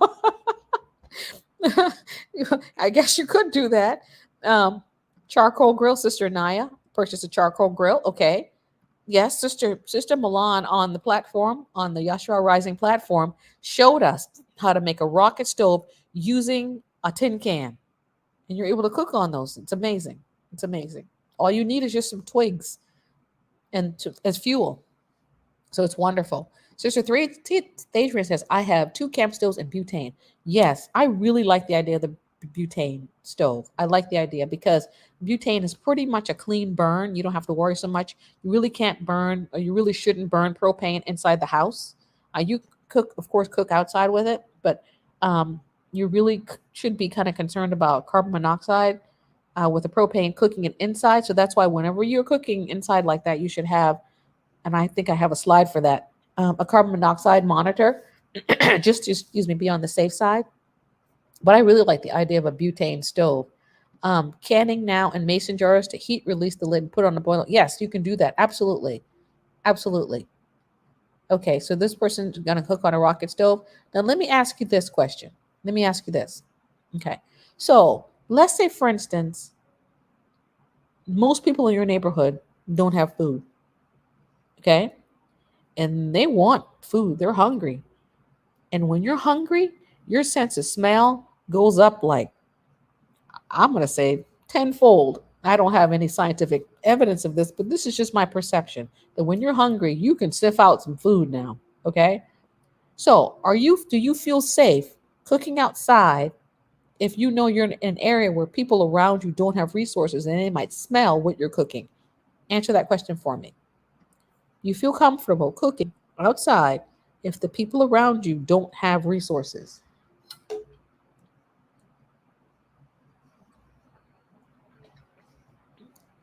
Okay. You could do that. You absolutely could do that. You could eat it cold out of the can. You could. Yes, it is a good question. It's a good question because it's something you have to think about. Hungry people are going around looking for food and they're going to, ooh, you cooking? That means you got some food. So are you comfortable cooking outside? Messenger, no. She said, no, you're not. So you have to. Maybe initially, when it first starts, you might be able to be comfortable cooking outside. But as it really begins to really amp up, people are going to be going around looking to see who's got resources, and you're probably not going to want to be cooking outside. And so, this right here, this right here, it's a great resource. These are two cooking options that you can do inside your house. Okay. The one on the left is called a butane stove. Sister Thadrian mentioned it. Okay. This right here on Amazon is $34. It's a one burner unit. And if you need to cook multiple meals, you can get two of them. They're $34. Okay. And you just need to buy your propane fuel. It's a little canister that you stick in there and you can, it's like cooking on a hot plate. They're wonderful. Okay. So it's a great resource for cooking indoors. On the left is a cooking option that you can make yourself. All you need is something that's fire safe to go on the bottom. This person's using a piece of thick wood, and then they're using two bricks, two bricks, and then they've got these little tea light candles. Now, I would recommend getting like a baking sheet, not a baking sheet, but a cookie a baking rack like you used to when you're cooling your cookies, a cooling rack when you take your chocolate chip cookies out of the oven and you're letting them cool. A cooling rack, if you took a cooling rack and placed it where that pot is on the right side of the screen, that would be a perfect surface and you could cook on that, and you could do that inside your house. You could do that. So those are two options right there for being able to cook inside your house. Okay. Sister Thadrian said she got hers at Walmart. Okay. So I have one that's on the left. Sister Frugal Nurse shared one on her page, on her site. It was so cute. I didn't even need it, but I bought it because it was so cute. It comes in a cute little case.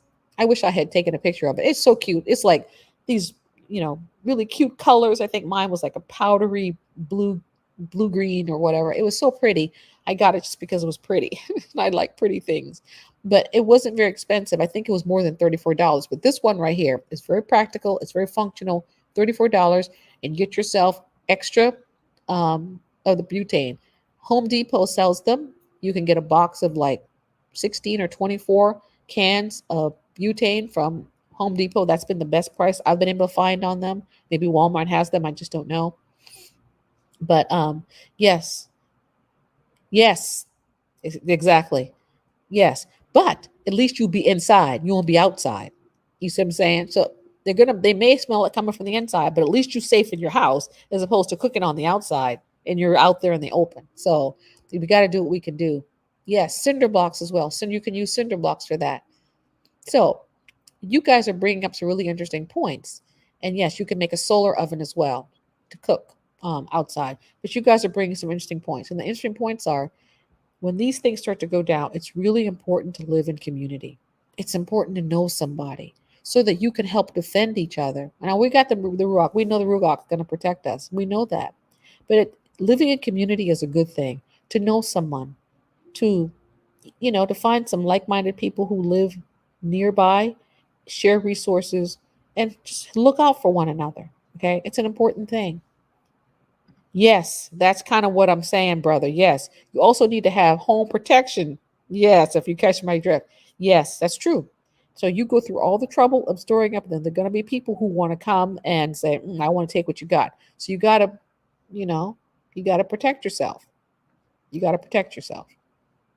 And unfortunately, once you give to people like that, they're going to keep coming back until all your resources are gone.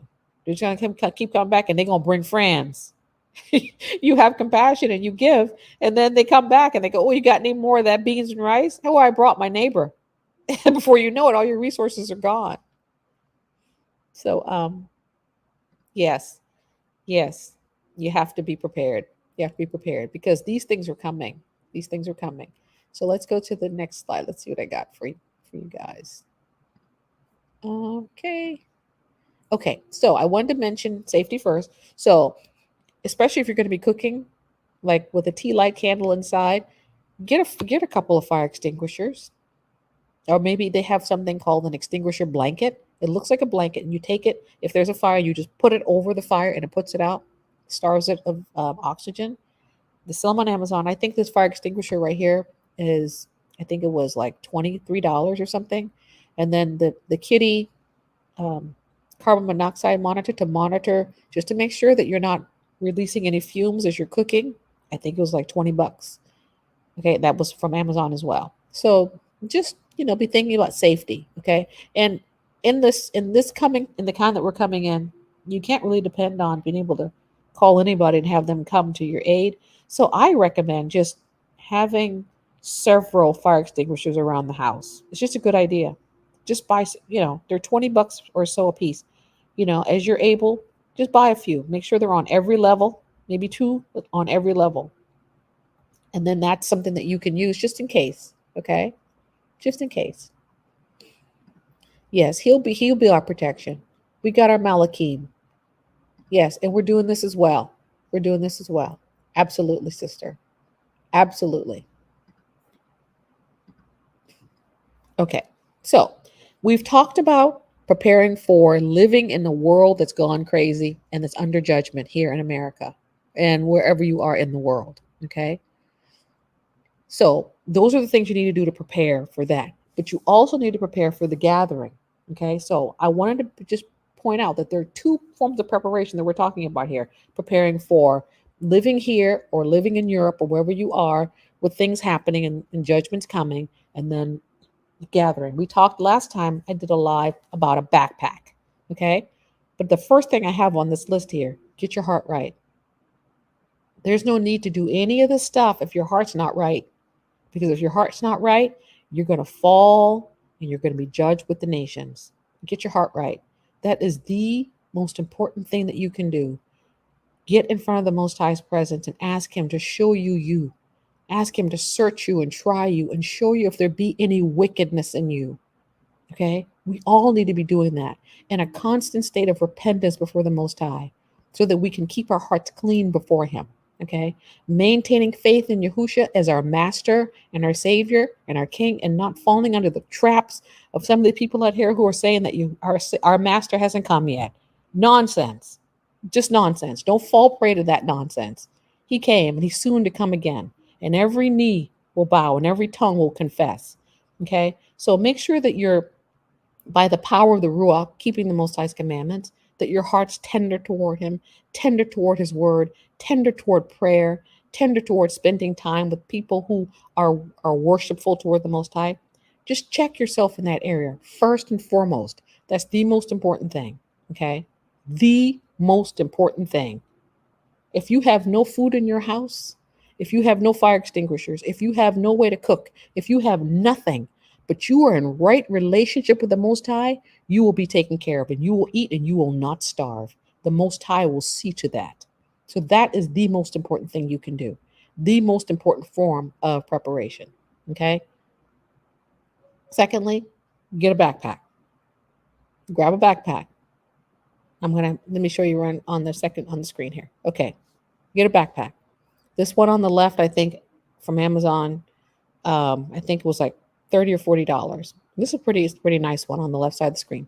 The one on the right side of the screen, it's called a bug out bag, and it comes with all the stuff that you see right there. It's got food, it's got non-perishable supplies, it's got a way to heat food and water, it's got blankets, it's got a lot of different things. And I think that one's like $100 or $150.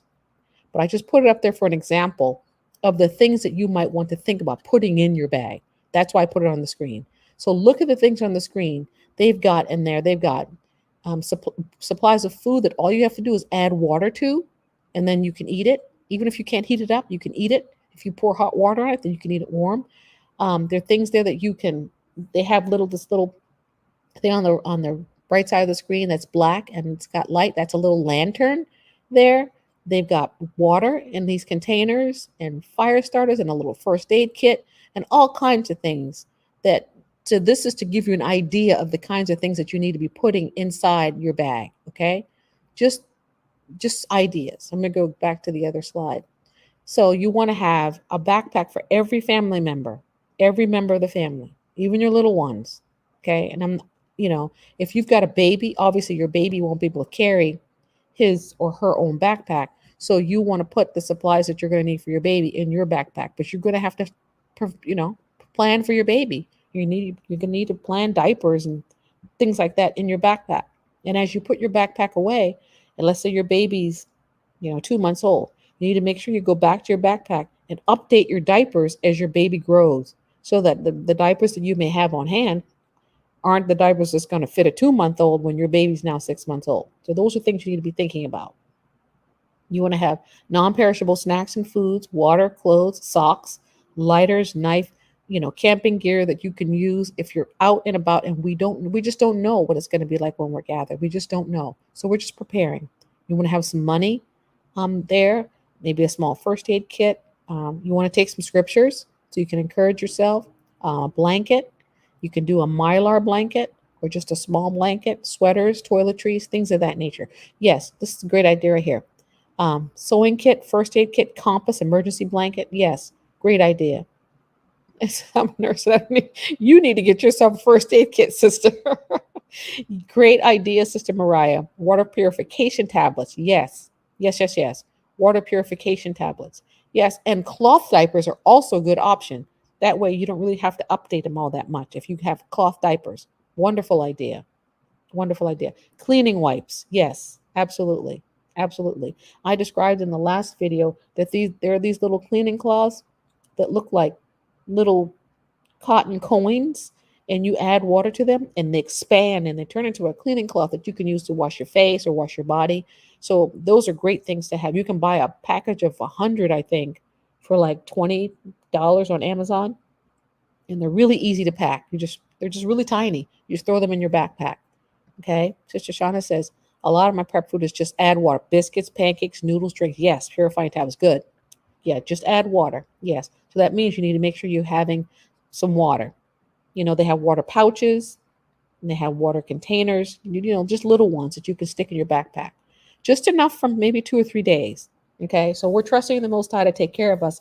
But when our ancestors left Egypt the first time, they took their bread with them. They made their unleavened bread and they didn't have time for that bread to rise, but they took that bread with them.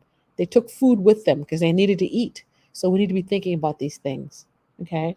So have those things prepared and on hand. Shauna Shade says, I also have a lot of solar items, solar shower, lanterns, radio. Good idea. Good idea. Very good idea. Yes, a multi tool with a can opener. Great idea. Great idea.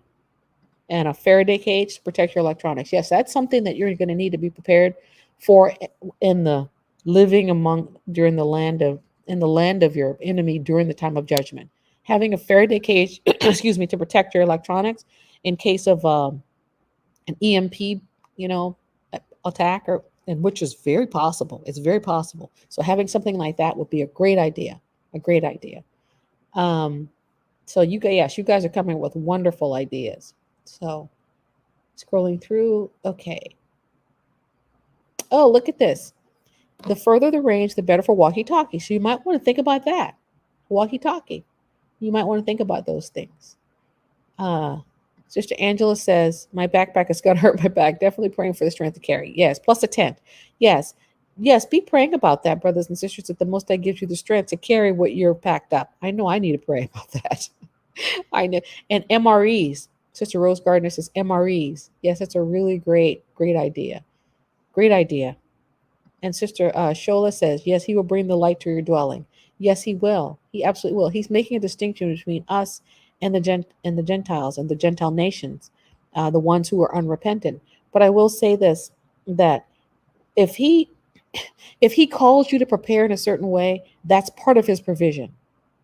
You understand what I'm saying? If he calls you to prepare, it's part of his provision. He called Pharaoh to prepare during times of plenty for the years of famine that were coming. That was part of his provision of grace to the Egyptians and to the people who would have to come to Egypt to buy grain.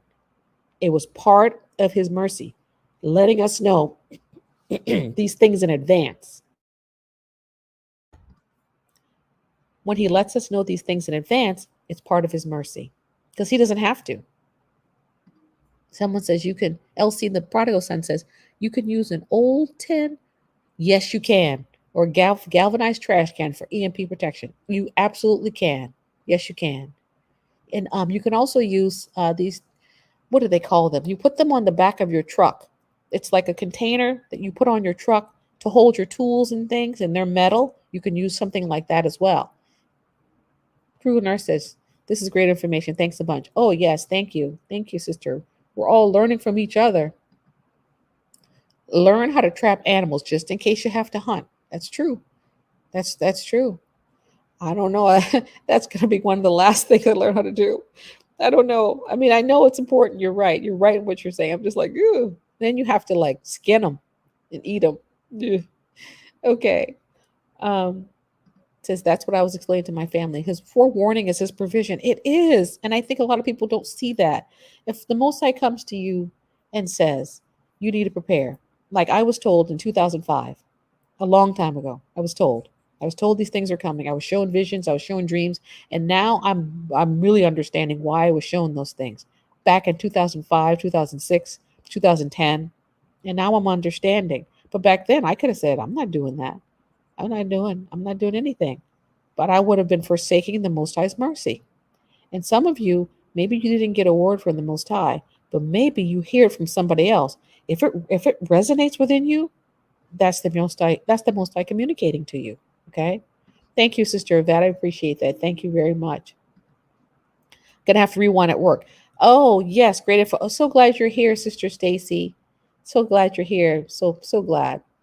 Somebody says, Sister Kathy says there are solar chargers in the small one. Solar chargers. Oh, books. Yes, actual paper books. In case no internet. Great advice. Great advice. And another thing, in case there's no internet, you guys are on these chats and you're coming to know each other. You're coming to love each other. On the platform that we're in, we're really coming to know each other and love each other. Make sure that you know how to get in touch with somebody. And make sure somebody knows how to get in touch with you, just in case. If it goes dark, all the stuff goes down, we can't get in touch with you. For example, I haven't heard from Brother Phil. You guys know Brother Phil. I love Brother Phil. I haven't heard from Brother Phil and going on 2 weeks now, and I'm concerned because I love him and I want to make sure he's okay. I have no way of contacting him. I don't know how to contact him. So if you've heard from Brother Phil recently, please let me know because I've been concerned. So this is what I'm talking about. We love each other and we care about one another. And if we don't exchange numbers, at least to some degree, we won't know how to check on one another and make sure that we're doing okay. Okay. So I'm missing Brother Phil. So I'm putting that out there. Brother Phil, I miss you. I just want to make sure that you're okay because I haven't seen him in a while. Learning to fish is a great advice. Great advice. Some people even have like stocked ponds on their land, which is really wonderful. Wish I could do that. That'd be great. And Sister Evite says, can't find a backpack big enough. Where y'all where are y'all getting your backpacks? I'm thinking about packing my thing in a suitcase. A suitcase will be hard to carry, sister. If you're on foot, you could do it, but a backpack is going to help displace the weight of the things in the backpack. I think it's going to be a better option for you. But if you have to go with a suitcase, do that. But just don't make it too heavy because you're going to have to carry it, and we don't know how far. So just just try, and also make sure if your kids are like 5, 6 years old, they can carry a backpack.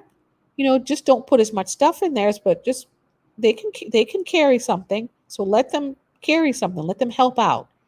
Okay.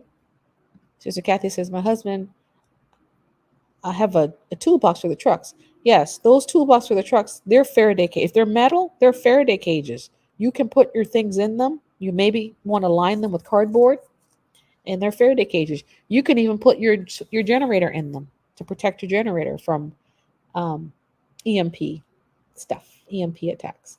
Grab foldable wagons. That's a great idea. That's a great idea. Sister Evite, look, a foldable wagon, that might be a good option for you. Like a rolling one. Yeah, like a rolling wagon. It's a great idea. Or a rolling backpack. Okay. All right, let's see what I've got. What slide I've got after this. Okay, so I wanted to talk about Psalm 91. Psalm 91, I believe, brothers and sisters, is a prophecy. I believe Psalm 91 to be a prophecy. I believe Psalm 91 to be talking about the time that surrounds our gathering. I just do. I just what I see. I always see that when I read this. So I'm just going to read it and then we're going to talk about some of the things I see that I've got highlighted and red. Okay. He that dwells in the secret place of the Most High. So we're talking about that earlier, making sure your heart is right before the Most High and you're dwelling in that secret place of intimacy where you're right before Him, where when He sees you, He's not seeing you engage in open sin. He's seeing you and He's seeing the blood of the Lamb applied to the doorpost of your heart. Okay? Um, so you shall abide under the shadow of the Almighty. So you're under His wing. You're in intimacy with Him. He's protecting you. He's got you. And I will say of Yahuwah, He is my refuge, my fortress. He's your protector. He's got you. You run into Him and you're safe and you're saved. My Alua, in Him will I trust. Surely He shall deliver you from the snare of the fowler. Now I looked up the word fowler, and a fowler is someone who ensnares. Someone just a few moments ago talked about, someone just a few moments ago talked about trapping animals. And a fowler is someone who sets snares and traps for animals. That's what a fowler is.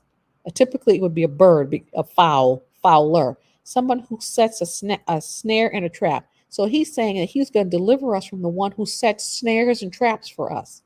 Someone's asking a question, what a Faraday cage is. A Faraday cage is a device that's metallic in nature that helps to block electromagnetic frequencies from getting to the item that's inside. It helps protect that item from electrical overload, okay, from electromagnetic and electrical frequencies. So a Faraday cage is a form of protection for your electronics and your electrical devices in cases of power surges or an EMP surge. So let's say, for instance, if there was ever a solar flare or a coronal mass ejection or something like that from the sun that causes all of these fine electromagnetic particles to hit the earth, it could hit your devices and cause them to blow out, cause them to just take on too much energy, and then it fries the circuits. But if you put it in a cage of metal, then it protects them. Okay, there are also Faraday bags you can use as well. So I hope that helps. Okay, so where was I? It says, He shall surely deliver you from the snare of the fowler, or the ensnaring of the enemy, and from the noisome pestilence. Now we know that there's some pestilence in the world right now, and there's more to come. So the scripture's telling us that during the time of the entrapment, during the time of the pestilence, the Most High will be our protection. Hallelujah. He will cover us with His feathers. He will embrace us and protect us and keep us and care for us. And under His wings we will trust. So we're in intimacy and we're in fellowship with Him during this time of trial and tribulation. His truth shall be your shield and your buckler. A shield, you can imagine what a shield is. I should have put pictures of these on the screen, but you know what a shield looks like a Roman shield that you hold in front of you to protect your sensitive parts from the fiery darts of the wicked one. Well, a buckler is just a small shield. So you have a shield and a small shield. Okay? You shall not be afraid of the terror by night. Okay? Anything that's coming against you in the nighttime, nor the arrow, missiles, bombs, attacks, anything like that flies by day. You don't have to be afraid because He's got you. Nor do you have to be afraid of the pestilence, the diseases, the malady that walks in the darkness. You don't have to be afraid. Nor do you have to be afraid of any destruction that comes at noonday, whether it be EMP, whether it be solar flare, whether it be another country coming against this one. You don't have to be afraid. Why? Because 1,000 shall fall at your side. I looked at that word side in the Hebrew, and it's really indicative of left side. So it's like saying, 1,000 shall fall at your left side, and 10,000 at your right hand, but it shall not come nigh you. Only with your eyes, brothers and sisters, only with your eyes will you behold and see the reward of the wicked. The Most High is bringing judgment to this land. We just read A. Allen's prophecy. We just read it together. All the things that he described, it's not for those who are obedient and those who are in the will of the Most High. It's not for you. It's not for you. You will behold it, but only with your eyes. Why? Why will you behold it only with your eyes? He tells us, because you have made Yahuwah, which is my refuge, even the Most High, your habitation. You're in him and he's in you. You're sharing life with him. You're sharing your life with him. You're obeying him. You're keeping his commandments. You love him. You're living in fellowship with him. He's your friend. You love him. He's your father. You're living that kind of life with him. And because you do, it's not coming nigh your dwelling. Hallelujah. There shall no evil befall you, neither any plague come nigh your dwelling, for he shall give his angels, his malachim, charge over you to guard you in all your ways. So we talked about protection earlier. We talked about protecting ourselves. And indeed, I think it's a good idea. But I would say the best form of protection is your malachim at your door.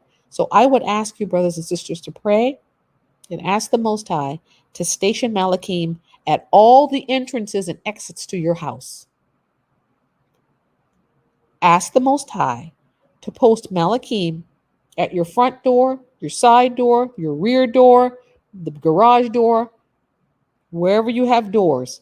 I would ask you to ask the Most High to post malachim there to offer protection for you during these times. Okay? He will give his malachim, his angels, charge over you in all your ways, whether you're home or whether you're out, for they shall bear you up in their hands, lest you dash your foot against a stone. And that is the heritage of those who belong to the Most High. So we need not be afraid. We need not fear. Okay? All the things that are happening around us, we need to prepare, but I don't want your heart to be afraid. I don't. I want you to have confidence in the Most High's ability to save us. He has not brought us this far to let us be destroyed now. If you're wicked and disobedient, yes, destruction's coming. But if your heart is turned toward the Most High, he's got his hands and his wings around you and over you. So take heart, dear ones. Take heart. Okay, I want you to be encouraged. And you guys have brought forth some really wonderful ideas here today. Wonderful ideas. So those who are watching this in the replay, you'll be able to see some really wonderful ideas in this. Oh, Sister Kathy says, they're talking about solar flares this week as we speak. Yeah, I'm not surprised. The sun is being very active right now. And we know, based on the study that we've done in Revelation chapter 16, that that's part of the bowl judgment. The sun is going to unleash something that's going to cause part of the world, at least part, to go dark. The sun's about to unleash some things, okay? And when the sun does, it can affect electronics. And so that's the importance of the Faraday cage, okay? It can affect electronics. Okay. So, yes, sister, remember Goshen. Remember Goshen. So this is the clarity I wanted you to understand. Just to understand that there's a preparation for the judgment in the land, and then there's a preparation for going home. Okay? Either way, the primary preparation is shoring up your relationship with the Most High, and then making the preparations that He's indicating that you should make. And also, just it's always a great idea to just draw near to the people that you love and live in harmony and live in fellowship with each other. Share your resources in common if possible. Let's be like the Acts chapter 2 assembly, where we share all things common, where we love one another and share and help one another. You know, if we can do that, if at all possible. I know that there's great distances between some of us, but we are sharing life on Yeshua Rising. We're sharing life, and we're grateful to have one another. I'm learning so much. I'm getting to know the people on the group so very well, and coming to love them. Sister Anaya, my sweet sister. She's so near and dear to my heart.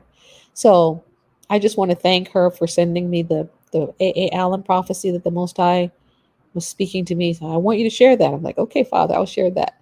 And so I pray that it spoke to your heart regarding the Most High's intention to gather his people and his intention to punish the nations that have harmed his people. He intends to do that. Okay. Yes, you can find out how to build a Faraday cage on YouTube. It's pretty easy. I mean, even I did it. So it's pretty easy. I just took a box and lined it with cardboard. Or another thing you can use, which I purchased, is some galvanized 30-gallon trash cans. I lined them with cardboard, and there you go. Instant Faraday cage. Okay. So, but it's pretty easy. It's pretty easy. If I can do it, anybody can do it, certainly. So, Sister VMAX says the most size defense plan is always best. Absolutely. Now, I'm not telling you not to prepare. Prepare is the most I lead your heart to prepare with regard to protection. But ask for him to station those malakim, those angels at your doors. Just ask him to do that.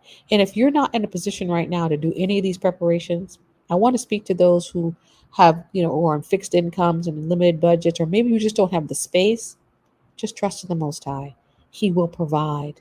He will provide. Just trust Him. Trust Him. If He has to bring food to you from a raven, He will do that. He will. If He has to have someone show up at your doorstep and say, you know what, the Most High laid you on my heart, and I just want to drop this off to you, He will do that. So just trust Him and don't worry and don't fret. Okay? Hey, sister, can you put that in the chat? Put Can you copy that verse and put that in the chat for us so we can see what that is? Because you say, remember Psalm 121:6. And I don't remember what that says. So can you put that in the chat for us, Sister Lydia? Put that in the chat for us, please. Please, please, please. So I just want to thank you all for being here. And I want to thank you for just the honor that you pay me and your presence here on the channel, and just how gracious you are, like all the time, and the gift that you give and the support. I just want to say thank you all very much. I don't take this position lightly. The fact that the Most High is allowing me to speak on this platform, He's allowing me to share the scriptures. I don't take that for granted. It's a great responsibility, and I want to make sure that I'm being honorable to you all. So I thank you for being here, and I thank you for sharing all of your insight and your wisdom with us. Oh, oh yes, yes. You can wrap things in aluminum foil. The heavy duty kind works best. That's a really cheap way. Yes, Elsie. That's a cheap way of creating a Faraday cage. Wrap them in aluminum foil. The heavy duty kind is the best kind. So you might have to wrap it once or twice, maybe 3 or 4 times. I actually created one just taking a box of something and wrapping with heavy duty aluminum foil over and over and over again. But yes, that's a really great way to do that. And you can get the heavy duty aluminum foil, like a big container of it from like Costco or Sam's Club or Walmart. So, yes. Sister Yvette says, I have a red ribbon over my doorpost. Just reminds me of his protection. What a wonderful idea. What a wonderful reminder. It's a beautiful reminder. Sister Mariah says, you can use a styrofoam cooler. Yes. And then, yes, sister, it's a great idea. I hadn't thought about using a styrofoam cooler. That's a great idea. And then you just line it with your aluminum foil. That's a great idea. Sister Betty says, sorry, a little bit of you cook outside people who are hungry might rush on you. Yeah, that's what we were talking about. That the people hungry, people might rush on you. Yeah, yeah. Maybe in the beginning when it first starts, you can cook outside, but I think after a while you might want to try to cook inside. And also, brothers and sisters, I want to share with you. Um, there's a way to cook that conserves power, and it's called thermal. I believe it's called thermal cooking. So let's say, for instance, you wanted to make like a pot of stew. Okay, so you make your stew on. Let's say you have a gas stove, because your gas stove will still work as long as you have gas. So you put your stew on the stove, but you don't want to use up all of your gas, especially if you don't know when you're going to get more. So you put your stew on to cook. You get it to a rolling boil. Then you have it in a nice pot with a tight fitting lid. You take your pot off the stove and you put it in a laundry basket that you have lined with towels and blankets. So you put it in the within the towels and the blankets. And then you take more towels, blankets, pillows, whatever. Make sure your lid's on tight and cover all that up with lots of towels and blankets and leave it there for the next few hours. The heat, the residual heat will cook your food. It's called thermal cooking. And so in that way, you can use the gas that you have to cook, but you use less of it because you're depending on that thermal heat to cook your food the rest of the way. And you do that maybe in the morning or in the AM, and then by evening time, your dinner will be ready. And it's just been sitting there cooking slowly in that residual heat. So that's called thermal cooking. So check that out. That's and they even have thermal pots, but you should be able to do it just using the methods that I suggested. It's pretty easy. It's a pretty easy way to cook. Um, I have recently started raising cortex cortex quails. They start laying eggs at 8 weeks. Okay, quails. Are you doing that outside of your house? I saw a sister. There was someone who said that you could do it inside the house, but it's gonna smell. It's gonna smell. But I'm assuming you're doing it outside the house. Quails. I've never had a quail egg. I wonder what that's like. But you can use those for the eggs and also for eating. So that's a great resource right there. Prisoners of Hope says solar cookers are easy to make. Yes, and they work very well. Yes, yes, they absolutely do. And even on overcast days, you'll still get enough to cook your meal. So that's a great option. Okay. Jay Williams says, thank you all for the great information. Surely helped me. Wonderful. Oh, thank you. Thank you. It's my pleasure to allow the Most High to work through. Hallelujah.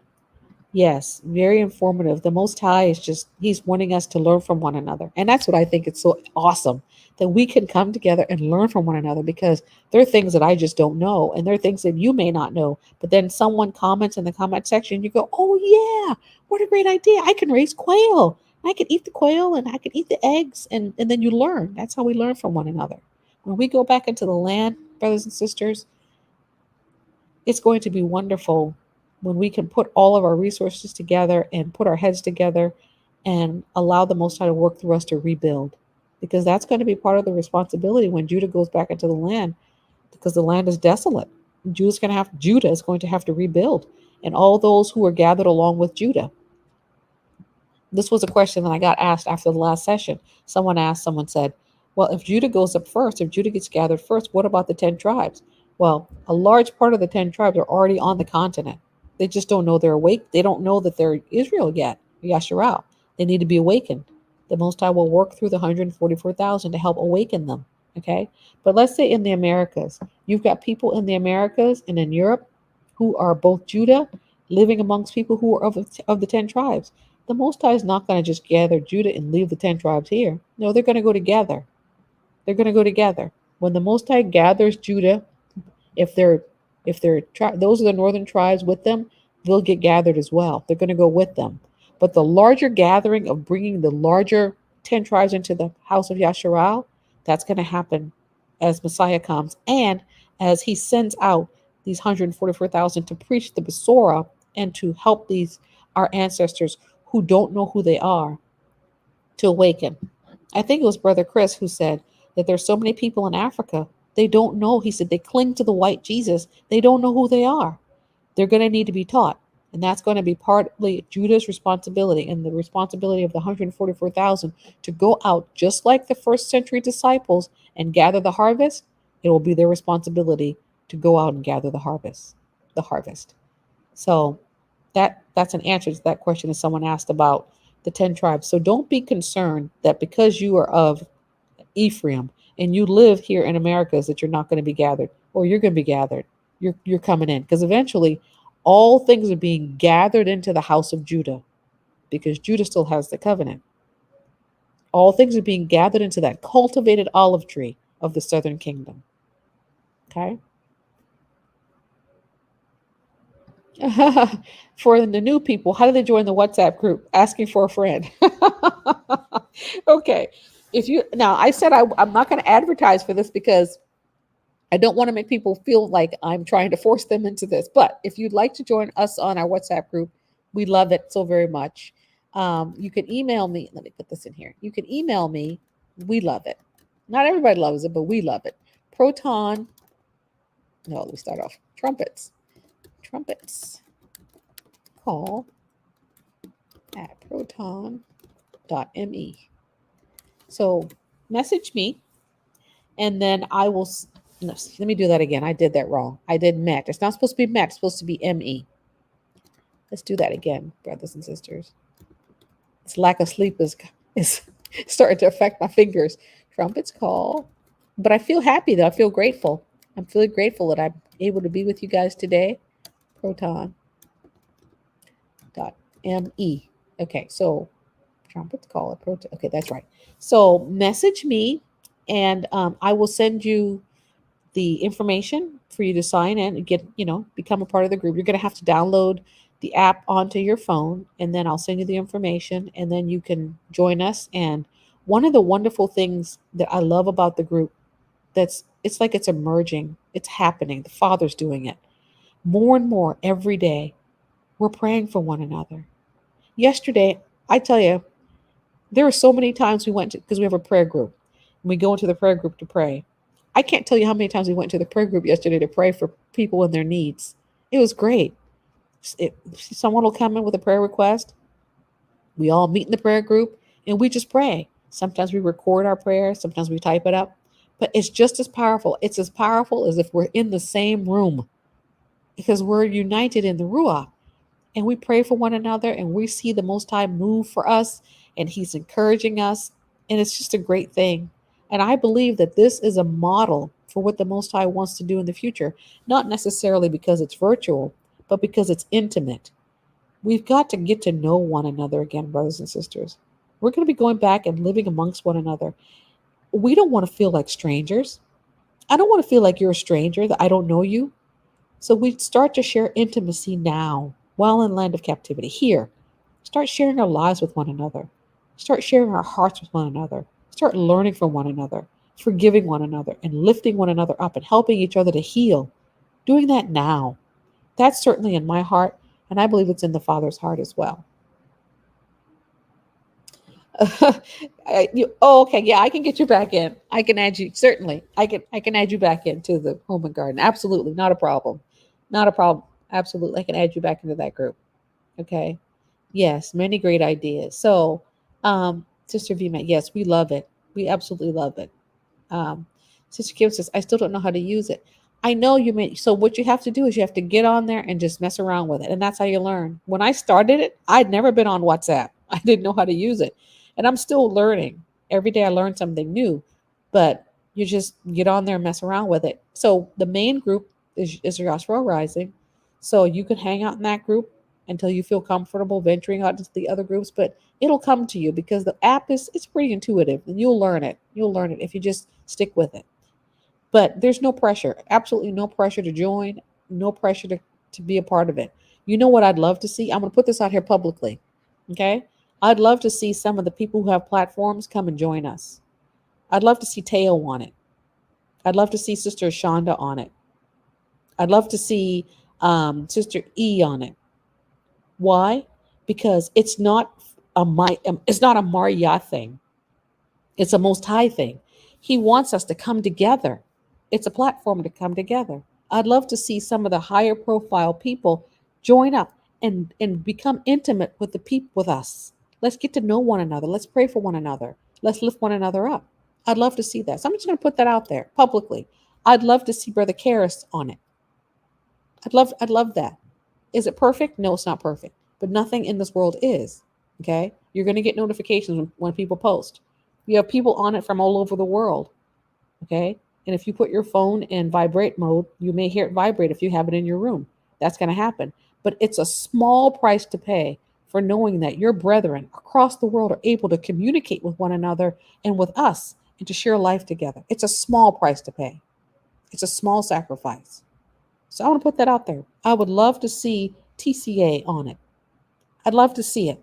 I'd love to see Brother Benea on it. Love it. So let's come together, brothers and sisters. It's not a me thing. It's not a my platform versus your platform thing. It's a let's come together thing. That's what's in my heart. That's what's in my heart. Let's come together. Please, let's come together. We don't want to be strangers when we go home. Okay? That's what's in my heart. Yes, we're going to be in the wilderness together. We're going to be gathered back into the land together. Let's learn how to live together now. That's in my heart. Okay. Soapbox over. Yes. Abba Yah wants us to be one assembly, worshiping Him together as one body, not the Maria platform or the Teo platform or the Gates of Hulda platform, not all that, but one. We've got to come together, but that's where our power is. As long as we're all partitioned off and separated, that's where the enemy can come in and sow discord. But when we choose to come together and do life with one another and learn and be willing to sacrifice for one another, the Father is well pleased with that. Well pleased. So I'm putting that out there. I'm going to ask, and if they're not on the platform right now, or excuse me, on this live, you can deliver the message. I would love to see them on the platform. It's not a me thing. It's a we thing. I'm gonna put that in here. It's not a me thing.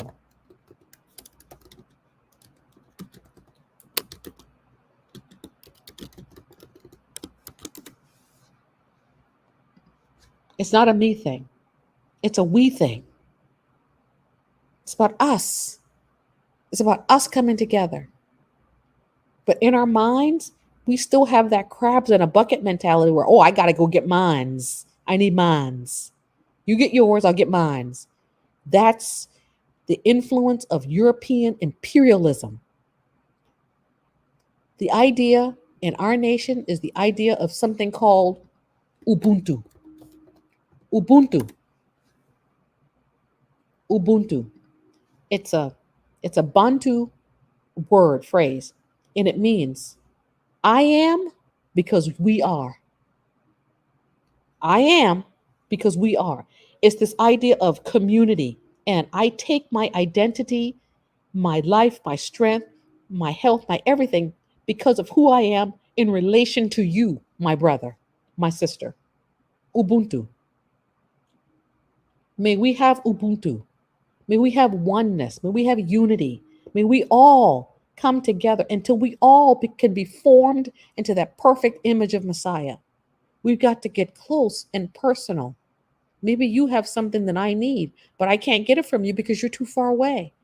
Get closer. Be willing to sacrifice. Get closer. I believe this is the Most High's heart. Just as Sister Anaya said, one body, one assembly, one group, one hope, one faith, one immersion, one unity, oneness, Ubuntu.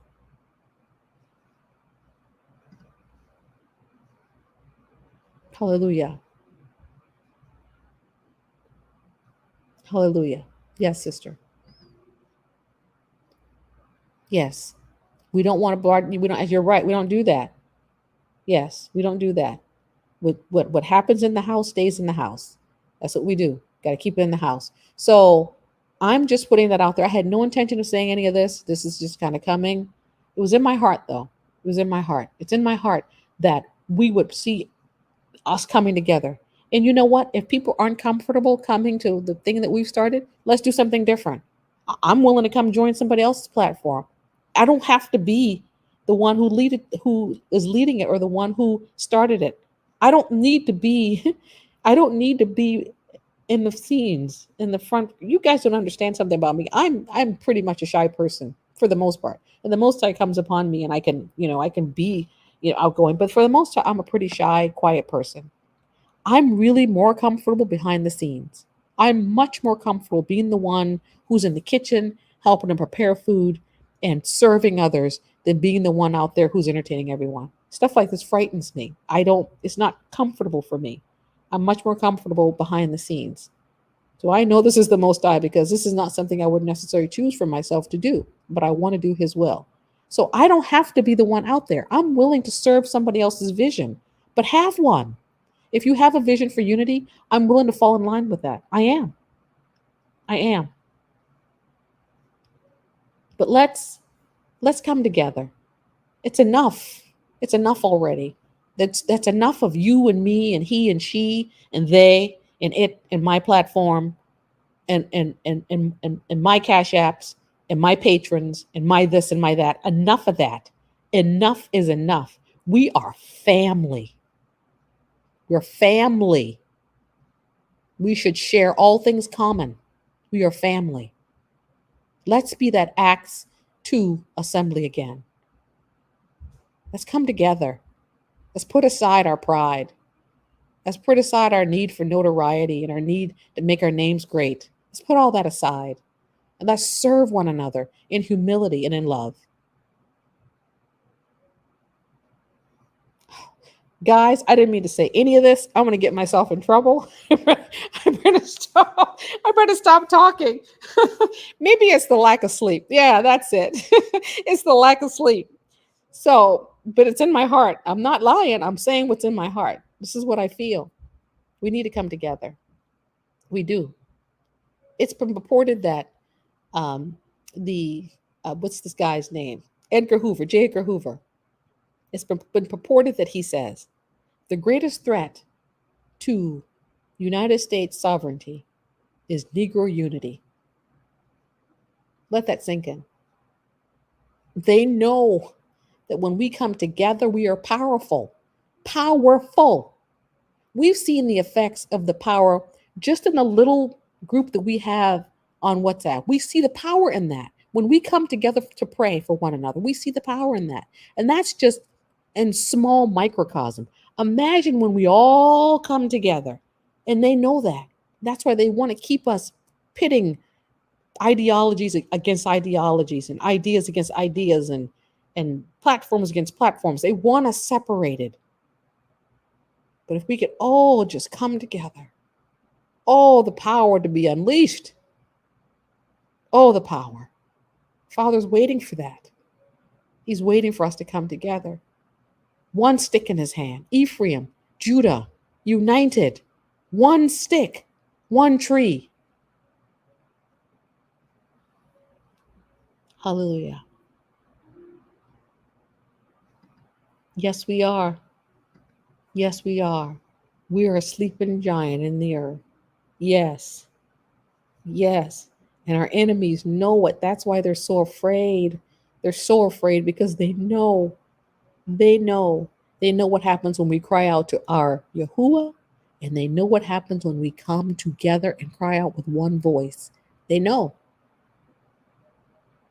We're the ones who don't know. May we be informed and instructed today. May we recognize the power of unity. Power. Hallelujah. What's going on, sister? What's going on, Sister Judasha? Do you want us to pray for you now on the platform? Then let me put the thing on here. Let's see here.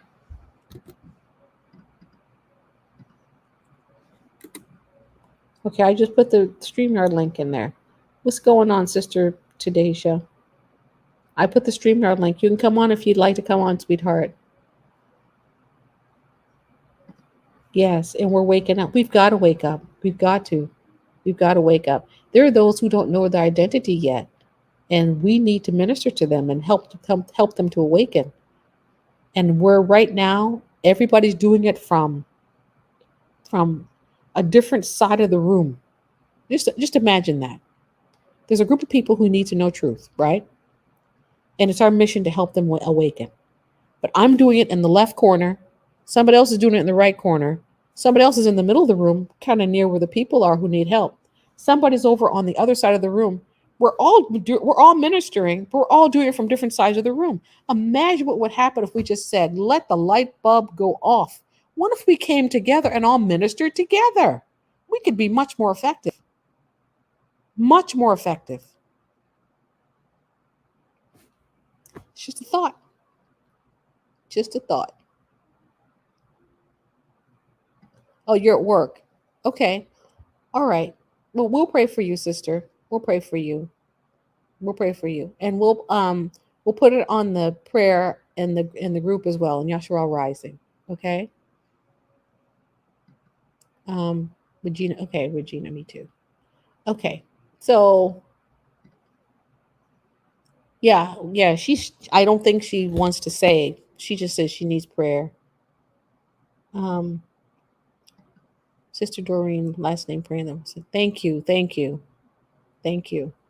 We just love when people pray for one another. Like you guys prayed for Sister Doreen and help Sister Doreen. She sent me an email. Her heart was so touched by all the outpouring of love that you guys sent to her and gave her gifts and helped her and just you loved on her. You loved on her. You were family to her.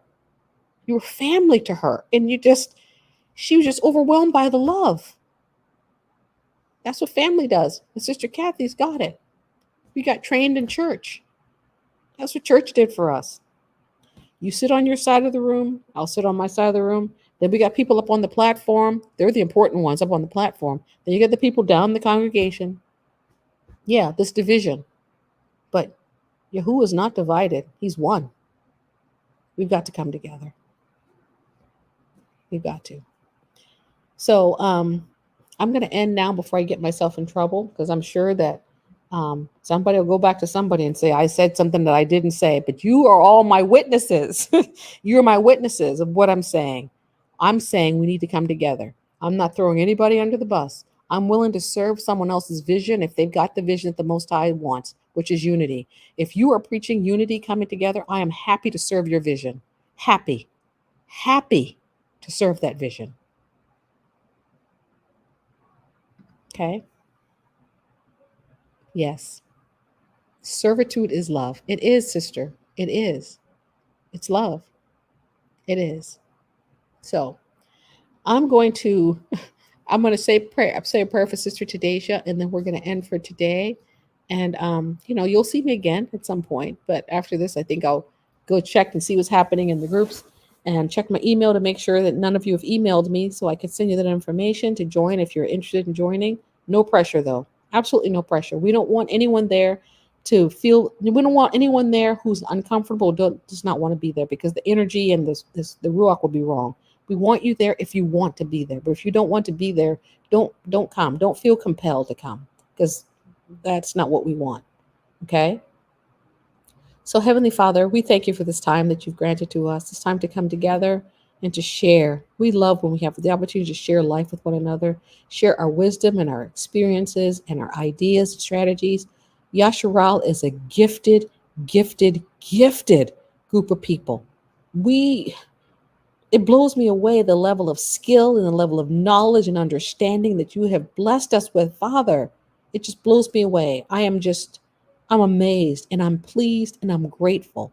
Thank you for all that you've placed in us.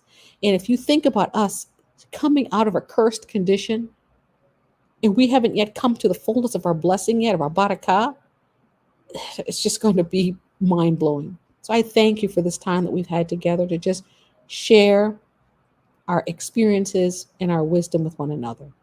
We lift up to you, Father, the needs of those who have not been able to prepare yet or who are unable to prepare because they're not sure how they're going to bring forth the resources. I pray, Father, that you would help them to be at peace. Let them know that you are providing for them and that you may be and are likely providing for them through another brother, or even maybe a Gentile, that you're doing this and that they need not fear. Just do what you can do. Be faithful to do what you can do, and then the Father will do the rest. So I pray that you'll help them to have that confident assurance that they're going to be taken care of. I pray and lift up Sister Tadesha today. She's at work. She needs prayer. We're not sure what her prayer requests are, but Father, you know. And whatever it is that she needs, Father, I pray that you would grant whatever it is that's got her worried or fearful or fretful or whatever it is that's going on with her. I pray, Father, that you would be an ever-present help in her time of need, an ever-present help in her time of uncertainty, whatever it is, that you would provide for her in whatever areas of life that she's needing. We love Sister Tadesha. We love her presence in the group, and we love the prayers that she's offering up. and she's turning into quite a prayer warrior. And we're just so grateful for her presence there. I pray, Father, that your baraka will rest upon her today, right where she stands. Let her feel your presence. Let her know that you're with her and that you'll never leave her alone as long as she is turning her heart toward you, Father. And I lift up Brother Phil, whom I haven't seen in a while, and I'm thinking about him. I miss him, and I want to know that he's okay. So I pray, Father, that you'll help him to get in touch with us and let us know that he's okay. I've been thinking a lot about him. I just pray for him, and I pray that you provide for his needs, grant him peace of heart, peace of mind. I pray your barakah on his life and on his family, on his father, and on anything that might be going on with him, Father. I just pray that you are involving yourself in it and bringing healing and restoration. We love Brother Phil. In Yahushua's name we pray. Amen and amen. Hallelujah. Hallelujah. Oh, Larry Walker is some. I see Larry Walker, but I see you showed up, Brother Walker, but you're not connected yet. So I'll wait till you get connected. Brother Larry Walker, yay. I love when people come on. So someone said something about me getting in trouble, not getting in trouble. Let's see. I hope I don't. I hope I don't because I'm just speaking my heart.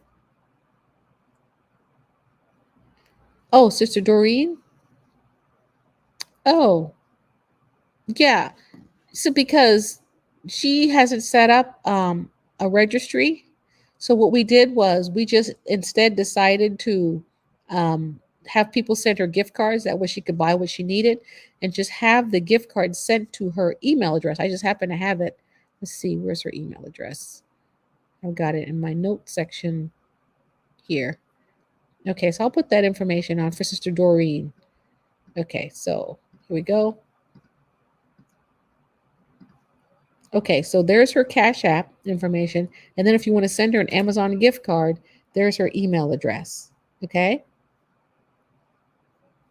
let's see, put that on the screen right there. I probably should have put a space in between that. Let me try that again. Let me try that again. Let's see if I can do a better job.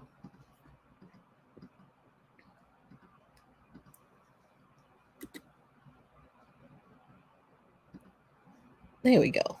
Okay. So there's her Cash App information and then her email address for gift cards. And thank you for being willing to help. That's wonderful. Thank you, thank you, thank you.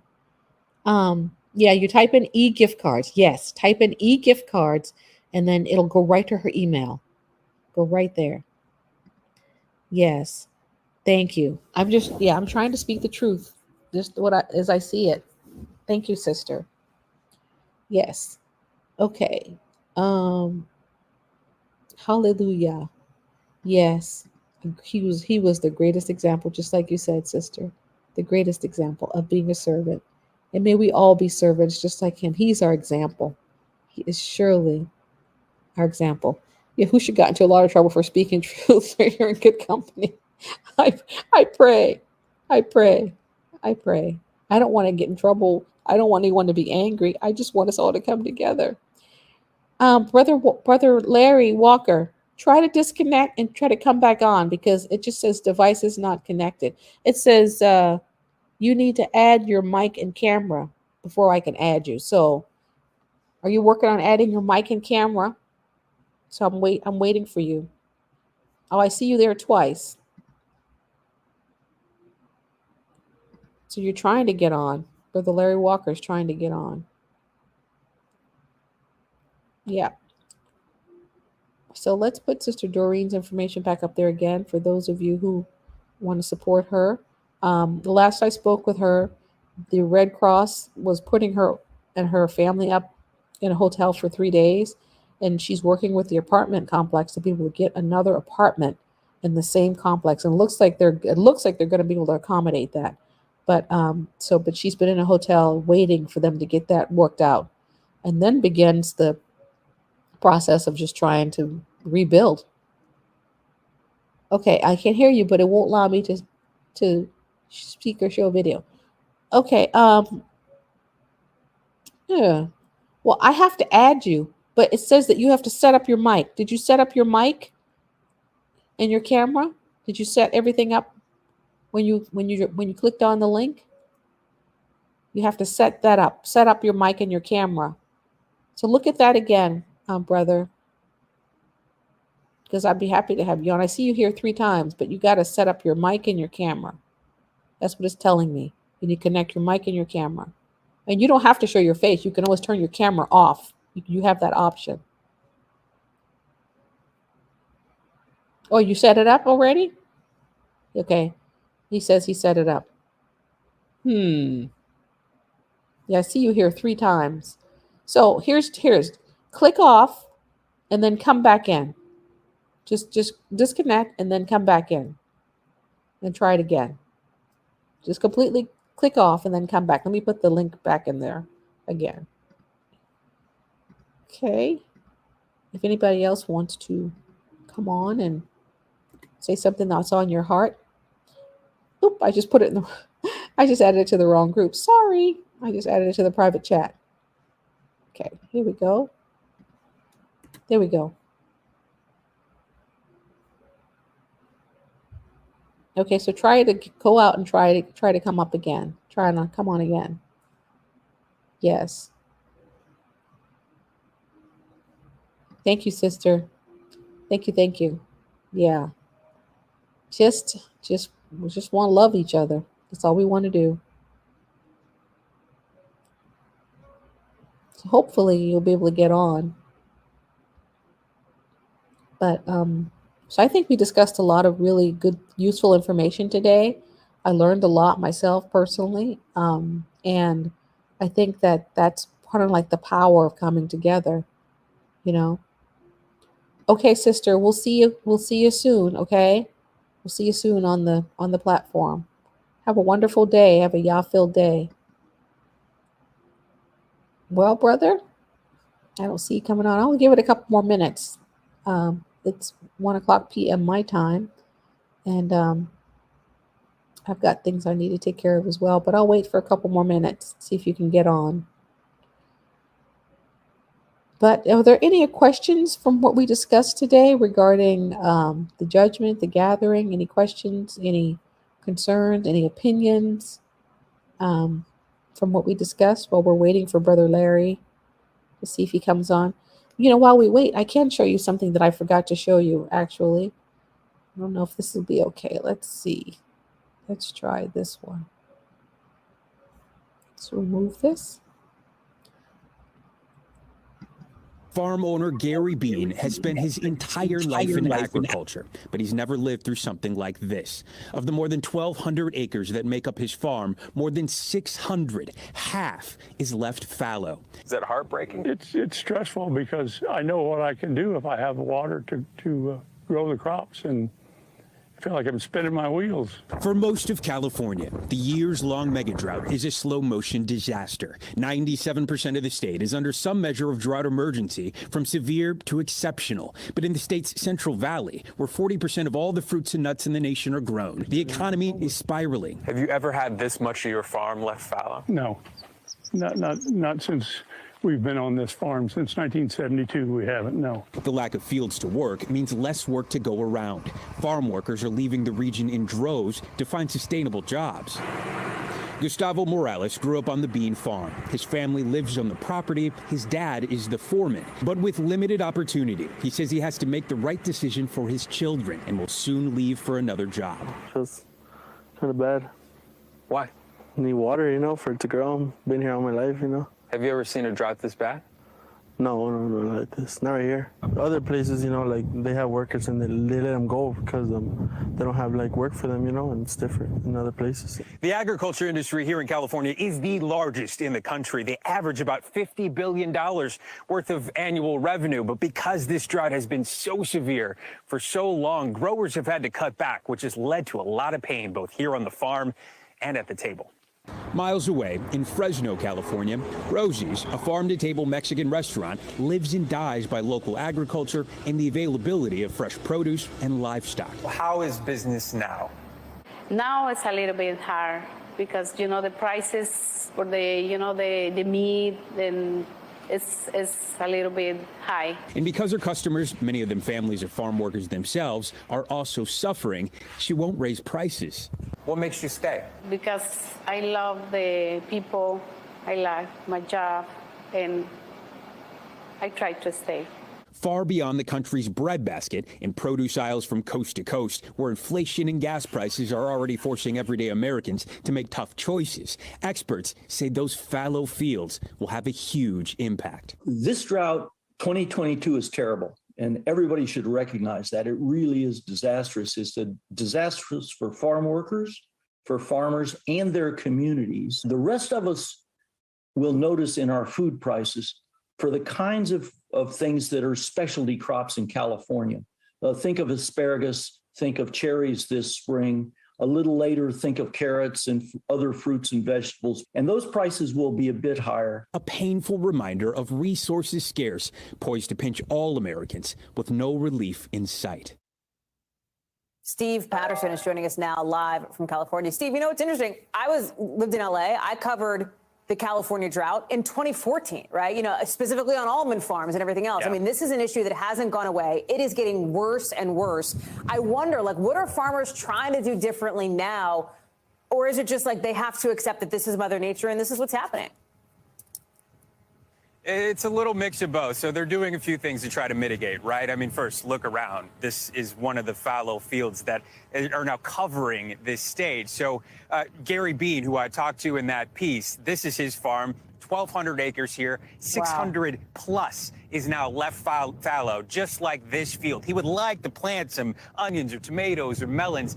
Instead, he says he has to focus on specific high-yield crops. So things like this almond orchard that he has about a half mile down the road or so. He's focused on that because it takes less to produce more, so he gets a higher value for the crops that he's producing. But those crops take much more water, so it's like this cyclical cycle that your farmers are caught in because there simply isn't enough water. So now he's drilling very deep into the ground using these high-priced wells all across the farm to try to bring up as much water as possible. But that's a finite resource. It's really a tough situation for these farmers who are now thinking about laying off workers where there aren't any fields to work, Hallie. Hey, Steve, real quick, what's the inflation factor in all this? I think it's already, we're seeing it at the grocery store already, at specific places all across the country. It only hurts the situation. More gasoline on top of climate change, on top of gas prices, on top of the war in Ukraine, making everything worse, along with obviously the changing climate that we're in. Thanks for watching our YouTube channel. Follow today's top stories and breaking. So there you can see a video that I was going to show you about the drought situation. I didn't get to show you, but you can see that this is happening all over the Southwest and the Pacific Coast regions. It's just really bad. And it's going to translate into what we see in terms of food prices and availability. So you match, extreme drought and fallow fields with culling of animals and ships not able to land and dock and bring supplies, and you can see the handwriting on the wall. So all of you who are preparing, I applaud you. I say amen to you. All of you who are trusting in the Most High based on what he's telling you, I applaud you as well. So you can't lose in the situation as long as you're following the dictates of the Ruach. As long as the Ruach's guiding you, you're good. So I don't want you to worry, and I don't want you to fear. I don't want you to fret. Okay? So I'm glad that we had this time together to discuss these things. And we're going to be able to come together again at some point and discuss these things. But for now, I want you to be thinking about the things you learned and begin to try to implement what you've learned to the degree that the Most High is leading you to do it. Some of you had some really great ideas. Others of you were learning things. So begin to move forward on implementing those things. Maybe get yourself a little butane stove and some extra butane, and so that you can cook inside, or maybe look into thermal cooking and how you can, do the thermal cooking and all of that. And the things that you're learning to help yourself to be self-sufficient, coming into community with one another, learning, sharing resources, maybe sharing a phone number with someone in your region, and just learning to live with one another. This is going to be important going forward. It really will be. I don't think we realized realize how important that's going to be going forward. Brother Calvin says, I believe it's planned. Of course, it's planned. But they're playing into the Most High's plan. They're playing into the Most High's plans. Yes. But if, yes, it's absolutely planned. Because in order to bring about their agenda, they want people hungry, cold, tired, worn out, no hope, no belief, no nothing. So that they'll say, okay, whatever you want. That's what they want. But the Most High is leading his people to prepare. There's another thing that Alicia I heard last summer. If you like garlic, it's going to, ooh, really, really. I grew garlic for the first time this year. Wow, going to get costly. Well, garlic is grown in California. When I was in California a few years back, there were garlic fields everywhere. You could smell it miles away. It was a very strong smell. And so that's one of the things that they grow in California, garlic. Yes, it's a controlled demolition. Yeah, I actually managed to get some to grow. Now they're small. They're small garlic, but I got some to grow. I was quite pleased. I'm really bothered that I can't get Brother Larry on. He keeps trying to get on, but he's not able to come on. That's just bothering me. Normally we don't have problems with that. So anyway, let's see. Gilroy. I must have been in Gilroy because there was garlic everywhere. That must have been where I was. I remember driving, we were driving in the car, had the window down, you could just smell garlic all over the place. Just garlic, garlic, garlic. Yes. Yes. Yes, Sister VMAC. Yes. Absolutely. And I love the way you put it too. That's exactly right. Yes. You're so right. South of San Jose, California. Yeah, yeah, because I was visiting relatives in that my husband's relatives in that region. Yeah, so that must have been where we were. And I was in the garlic capital of California, I guess. Um, the garlic capital. But yeah, you could definitely smell it. But I guess those fields right now they're fallow, or at least some of them are. So the price of avocados has gone through the roof. They're growing in California, um, and I love avocados, but they're getting quite expensive. So, as is everything. So, we just take everything in stride and we do what we can. And what that also means is learning how to do without and learning how to live with less. You know, I heard someone say the other day because of the price of meat, they're putting less meat in their stews and putting more vegetables in. That's how Hawaii is. You can smell the sugar from the pineapple now. You really can. You really can. When I was there, when I was actually there too, and it was on Maui, and you could smell it. It smells so heavenly. It's just so good. Yum yum yum, delicious. And then they sell the pineapple in the airports too. They sell them already packaged in boxes, so you can just grab some and get on your plane. So, but that was a lot of years ago. A lot of years ago. Can you put the link? Okay, sure, yeah, absolutely, absolutely. Boop, boop, boop. Okay. Shalom, shalom. Iquaba, Iquaba. I hope I said that right because you taught me how to say it last time. Iquaba, Yahaza, Yashara. Welcome, shalom. Okay, so if Sister Alicia is able to get in, and if Brother Larry's been sitting there waiting, trying to get on, I can't believe it. I don't even understand what's happening. It just keeps saying they will need to connect their mic and cam before you can add them to the stream. That's what it's telling me. That's the message I'm getting, brother. So somehow or another, your mic and your camera aren't connected, and so that's why it's not letting you on. I just bought a juicer. Less meat, yes. Consumption, yes, yes. It's a good thing. Juicing is really good for the body as well. Yes, less meat. I tell you, I get sticker shock every time I wanted to buy some meat from the store. It's just like, wow, so expensive. But I know that a year from now, if it's available, it will be even more expensive. So whatever you can buy and can, do so. So I'm assuming Sister Alicia is coming on because she asked for the link. It won't let me click on the link. What? Okay, let's try this again. Oh gosh. Oh my goodness. What's going on? Somebody just doesn't want this to happen. Okay, I'm gonna put it in here again. Try it again. Yaquaba. Yi or Ya Iquaba. Ya Iquaba. And that's like the name for Jacob, right? Ya Iquaba. Ya Iquaba. Ya Iquaba. It's interesting how the Y is pronounced like Ya. Ya Iquaba. Interesting. Still doing it. Oh man, sister, I don't know. I'm sorry. It's just somebody doesn't want me being on right now because poor brother Larry can't get on, and you can't even click on the link. I don't even know.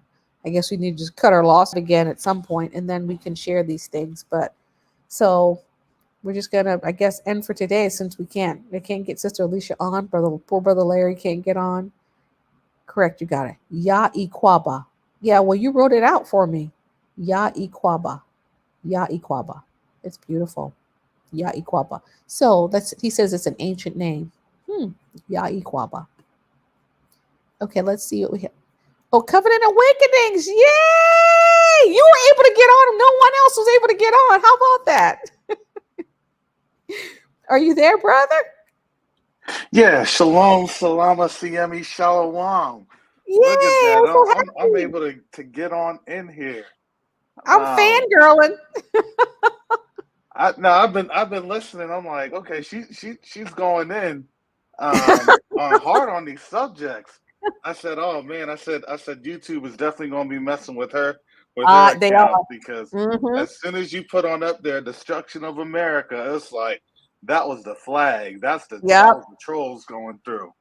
I said, Yep. "Oh man," but yeah, no, definitely, definitely a great stream, a lot of good information, and so I know folks were asking a couple of weeks ago, um, on a couple of my live streams, you know, what it was that they could do to get ready, and I said, look, I don't have that information pieced on out, but I know that in our community we had that information, right?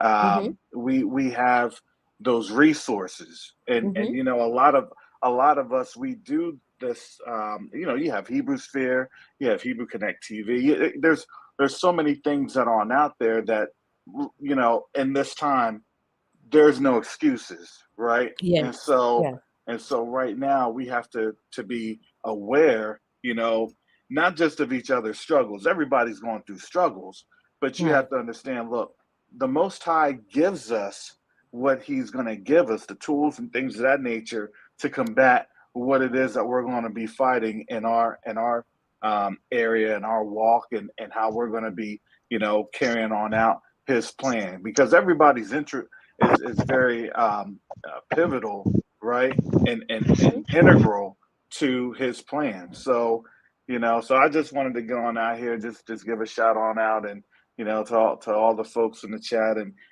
to and to you, Sister Mariak, because you know this is definitely something that you know as a community continues to build. Like I'm telling you, there are folks here, they're listening, they're understanding, because now we start to see how you know things are moving, right? And it Yes. wasn't just one of those things that, well, you know, it's prophecy, it's here, it's there, because a lot of folks would like to say, well, you know, it's prophecy doesn't matter. Now you don't hear that anymore. No. You don't hear that anymore.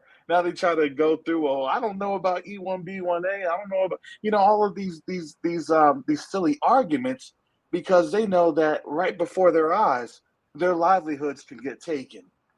You Yes. know, their little income can get taken. And see why break your neck on something that's dying, right? I mean, you need. So when people are getting distracted by foolishness and not preparing, you know, the enemy is there to distract. Don't Yeah. be aware of the tools of the enemy, right? Because the enemy wants you to be unprepared. So when Yes. that arrow hits, right, and you don't have no armor on because Mm-hmm. you've been busy, you know, being distracted by foolishness, you know, well then how are you going to eat? How are you going to survive? What do you have to Exactly. survive? Exactly. That's exactly So right. So yeah, so that's all I gotta say. I definitely appreciate you having me on here, and you have a wonderful afternoon, or is it morning on out there in your neck of the woods? It's afternoon. It's afternoon. I think Okay. we're in the same time zone. Okay. Yeah, I know people are calling from like California. I'm like, oh man, California, that's kind of early. I know, right? No. Well, I appreciate what you do, and yeah, there are lots of platforms out there. I'm on the Hebrew Sphere, and I'm on Hebrew Connect TV. I'm on and Hebrew Connect as well. And so if they build it, I feel like I'll come. I want to be able to support what everyone's doing. I love the fact that there are the different platforms. I would like to see us though find a way to be more integrative in our ministry. And I don't know what that answer in that solution is. I don't know what it is, but I'm willing to get behind it and support it if it's something that the Father's calling us to do. Absolutely. No, absolutely. But yeah, but I don't want to take up the time, but I definitely appreciate everything you do, Sister Thank Marion. you. Thank you, brother. I appreciate you as well. Thank you for coming Uh, on. Hallelujah. All right. Well, shalom, family. Okay, shalom, shalom. Sister Alicia, you got on. I can't believe, brother. You Yes, got I on, managed to brother, get brother. on. Well, Yeah. I just wanted to share, like I believe I told you that in 2011, the Father started having us prepare. And so there is a website that you can use as a food calculator. Oh, So at that at that time I had 5 family members over the age of 7, so that's what they based it on. 5 family members over the age of 7, and how much of different items, and they named out the main items you would need, how much you would need for a family of 5 for a year. So an example is wheat. For a family of 5, for a year, I would need 750 pounds. And what? That's a lot of wheat. Wow. to last you a year, uh, Wow. rice is 250. Flour is 125 pounds. So, and it gave me different ones. Dried beans, you'll need about 150 pounds. 300 pounds of evaporated milk. 200 pounds of sugar. 15 pounds of honey. 5 pounds of baking powder. 5 pounds of baking soda. 2.5 pounds of yeast. I believe this is 2.5 or 25 pounds, but I think it's 2.5 pounds of salt. Mm-hmm. And you would need 1,825 gallons of water for 5 people for a year. And Wow. so this just gives you an idea. And that's how I started looking at it. But I have like 5-pound buckets, and you can put about 30 or 35 pounds of flour or rice in there in one bucket. So, 5-gallon buckets? in 5-gallon buckets. Okay. So you can do about 30 to 35 pounds of rice or sugar or flour or whatever. So you might need a few of those, but you can do it for a year. But this is for a family of 5. So you might have less people. You could have more people, but it was just breaking it down. So the website is areyouprepared.com Are you slash, yes, prepared.com? Prepared. I'm putting it in. Are you prepared.com slash? food dash storage dash calculator. It, Where is it? I found it under the Emergency Preparedness Center. Howyoupprepare.com. Somebody should Okay. see if they can pull it up, but because I did this in 2011. Okay, so it helps you to know what to store and what to stockpile based on the size of your family and their needs. Yes. So it looks at people over the age of 7, I guess, as adults. Okay. And so what it gave me at that particular time is the grains, the fats, the legumes, the sugars, the milk, the cooking essentials, and water. Okay. Well, that's And very handy to have because I think a lot of us we just kind of guess, yeah, you know. Yeah. Sister so Kathy, if that's if you don't learn to oh, we're talking about fasting. Okay. Never mind. Sorry. I thought she was talking about what you had said. yeah, I mean, you may your intermittent fasting may be in there, and if you're in emergency, I don't know if they actually thought you might be cooking meal 3 times a day. Yeah, it really it's like what are the parameters? How much are they expecting you to eat?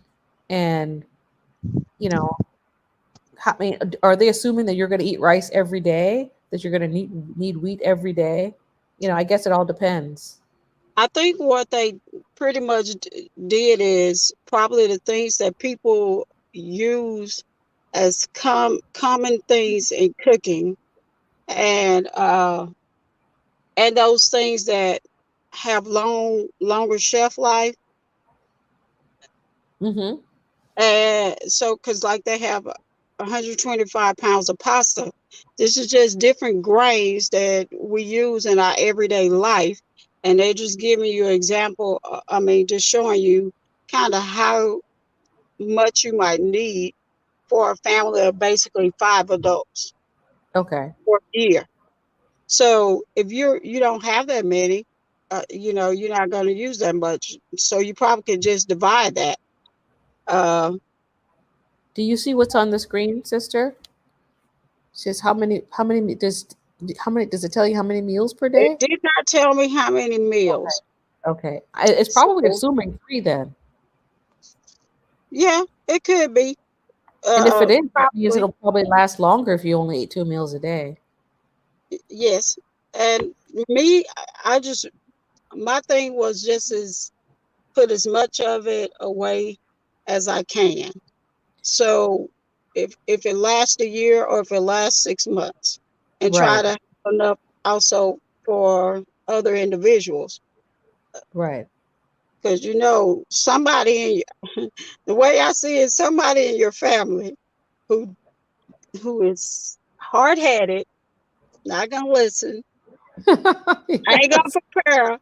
You love, you ain't gonna want to see them hungry. You're just not That's gonna want to true. see them That's hungry. true. You And do. You have to send portions unto those to whom nothing is prepared. Yes, you have to do that. You have to lay that aside. But yeah, brother, Yaya Kwaba was asking, does she have an online store? Brother, I'm not exactly sure I understand your question. You mean does Sister Alicia have an online store? So let us know what you're talking about there. Um, yeah.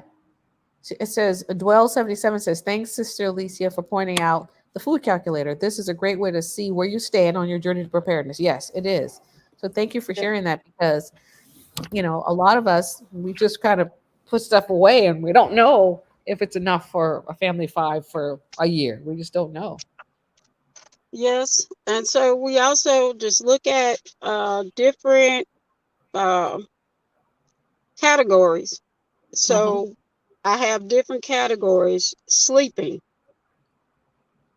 if you sleeping bags, blankets, mats, cots, all the different stuff. Hygiene products, cooking products, electricity, batteries and different generators, fire. You want to have stuff for fire. You want to have Yes. stuff for fuel. Uh, and if you need to do work, uh, you know, you need to have things that you can do manual work. If it's in your yard, if it's in your garden, if it's on your vehicles, if they're running, or whatever else, your house, or you want to have those kind of tools handy. Mm-hmm. Uh, bice, some other items is like bicycles, crank radios, disposable cameras, just in case you need to take pictures of something, you need to prove something. That's interesting. Tents and wagons, arrows, knives, dogs.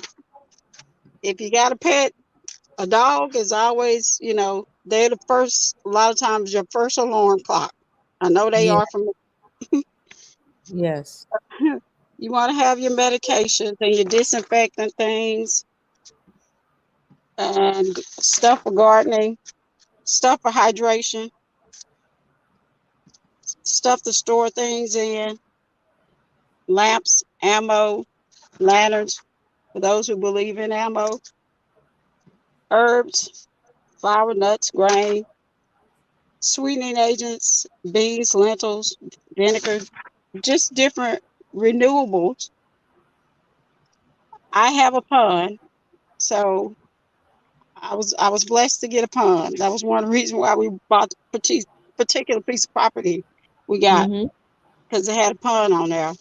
If you're near a stream and collect rainwater, all these different things.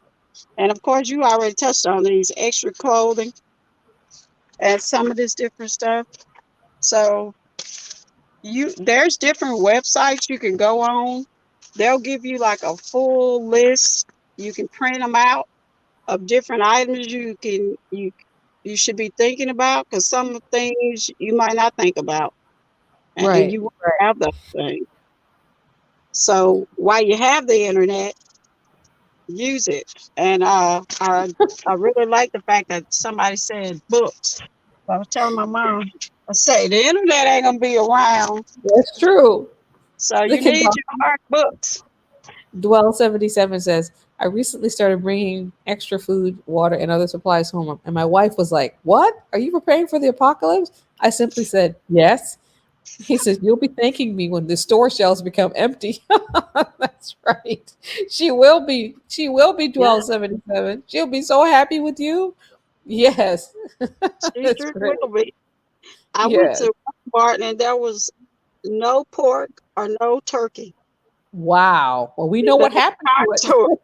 They're killing it all. They're killing all this stuff. Yep, they are. They are. And when I worked for Lowe's last year, there were so many people that bought like fruit trees and different herbs and stuff because they started gardening because of COVID. I think it was last year. And they literally ran out of fruit trees to send to store. They had Oh, to wow. start. Wow. So we couldn't get things in, and then when they started shipping the stuff back in, it was like small fig trees, small lemon trees, but there was no apple, pear, nectarine trees. And it was because so many people had bought this stuff because they were stuck at home. They needed hobbies. Right. But Right. now you want to plant fruit trees. You want to plant those things because fruit trees continue. Whether you can put a seed in the ground or not, I That's don't right. have to mess with the tree after it started growing. That's right. Pretty much self-sufficient. So Brother Brother Yai Kwaba says the resource is more valuable than the money because we spend the money to get them. Absolutely. That's yeah, truth. That's wisdom. You spend the money to get the resource. So it's the resource that's important. It's the food, it's the fruit tree, it's the cabbage, it's whatever it is that you're using the money to buy. So the clothes or whatever it is. So that's a really great point. That's a yeah. really great point. Yes. I try Somebody to said get we don't extra need the pork. everything. Yeah, we don't need the pork. They can keep the pork. Yep, they Yeah. can't support. And Sister Angela says, include board games for children. That's a great idea. Even the price of Yes. board games has gone up like crazy. So, but yeah, that's a great idea. Oh, Truth that's of Yah. smart. Yeah, I bought that one. I bought that Truth of Yah board game. Okay, so you like that one? Catriella? Catriel Lael. But yeah, okay. Yes. 1277 says, "Thank you, Sister Fruit Trees. Keep dropping those nuggets of wisdom." Yes, because with the fruit tree, even with the fruit, even if you drop the fruit, there's more seeds in the fruit. So it's just constantly renewing itself, right? It's constantly Yes, it is. renewing. And Sister Kathy says it's frustrating when our people are so dismissive. Yeah, I know that that's frustrating. But you live and learn, right? You learn the hard way. Like my mom says, a hard head makes a soft behind. It's like you can do what you're being told to do and you can thrive or you can ignore it, like Brother Karis was saying, and then you're gonna suffer. So yeah. Yes. Yeah, Yes. that would be unfortunate. Yes, it will be. It will be. Did you buy the game? What website? Oh yeah, gosh. I think it's called The Truth of Yah, isn't it, Sister Catriel Lael? Lael? I think it's called The Truth of Yah. I think that's what it is. Brother Calvin says, "We planted a Granny Smith apple tree last year, and this year we have at least 4 dozen apples." Oh, that's awesome. That's awesome. Wonderful. I love when stuff produces fruit like that. I love it. I love it. Love it. Absolutely. I love it. Yeah. And Elsie says, "Yeah, I got that Truth of Yah game. Also, coloring books and crayons. Yes, because the kids are going to need something to do. They are. You know, Legos, Play-Doh, things like that. Maybe a little paint by number kits or whatever. They're going to need some stuff to do. So those are good ideas. Yeah. Those are good ideas. Good Yeah. ideas. Whatever Oh, keeps your family from having uh, inside insanity, because yes.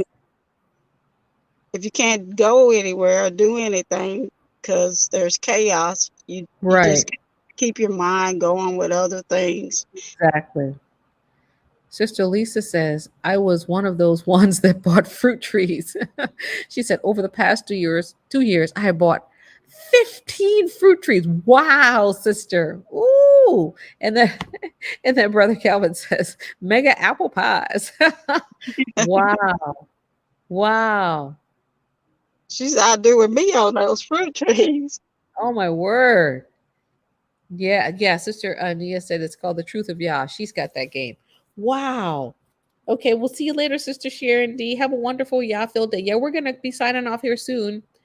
Um, so I can get some other stuff done. I can only imagine how many emails I've got to check right now. But we're gonna be signing off here soon. It's really always a pleasure to come on with you guys and learn from you and spend time. So and thank you for coming on, Sister Alicia, because you gave us Well, some ideas that we hadn't thought of. And I did not know about that. Areyoupprepared.com. So check that out, guys, if you're trying to figure out how much to prepare. Yes. Yeah, Sister Kathy says, "I regret that I didn't listen to my youngest daughter when she told me a few years ago to get fruit trees and they would be up there by now. But it's never too late." Yeah, they've gotten expensive. Yeah. I had an avocado tree that I planted from seed. I love that avocado tree because I planted it from seed and it grew and grew and grew and it was over 6 feet plus, and I killed it. I put some compost in it and the compost burnt it to a crisp and it died. I was so sad. It was so sad. And I'm like, my avocado tree, I killed it.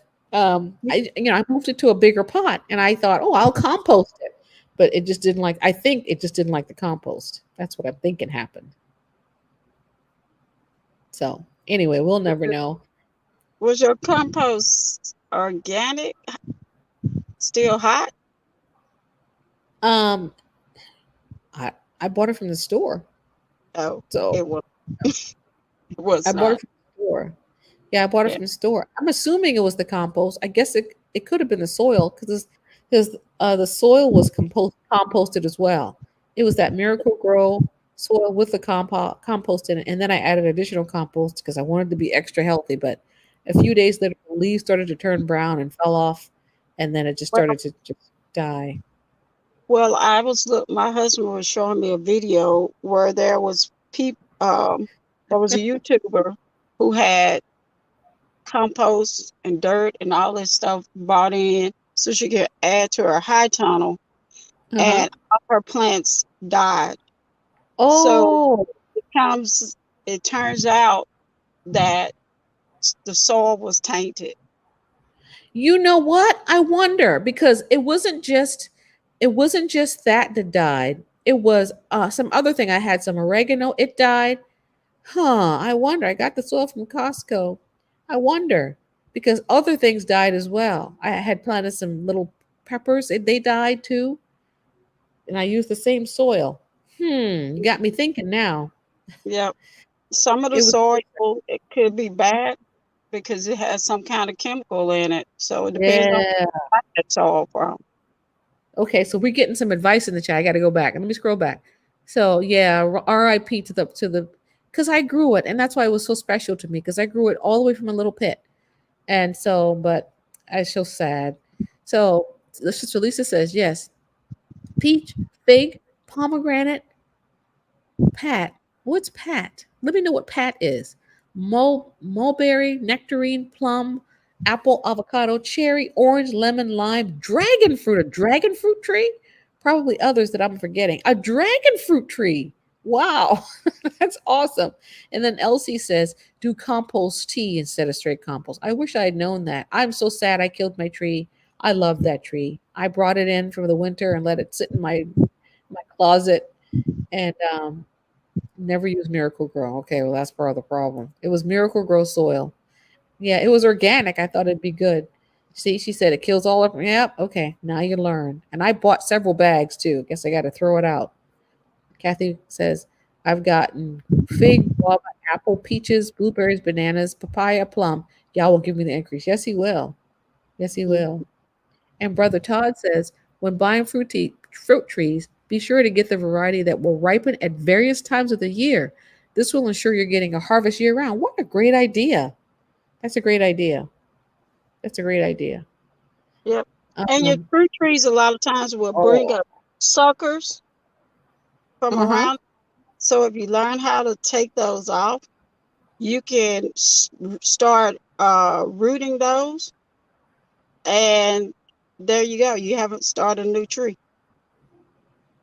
Oh my gosh. Somebody said Duel 77 says Miracle Grow is Monsanto. What? I didn't know that. I, oh my god, it makes me feel disgusted. Oh, I didn't know that. Could be chemtrails compromise the soil as well. Could be. Yeah. Oh, I'm glad your mango and avocado trees are coming up so far. I planted a pineapple tree too. It's growing real slow. Real slow. Someone said, LC the prodigal says, add Epsom salts to the soil to rejuvenate and peroxide. I'm just wondering. I mean, the stem has turned black. I think it's dead. The leaves turned black and fell off, and then that moved all the way down the stem. It's almost at the root ball now. So I'm like, I think it's dead.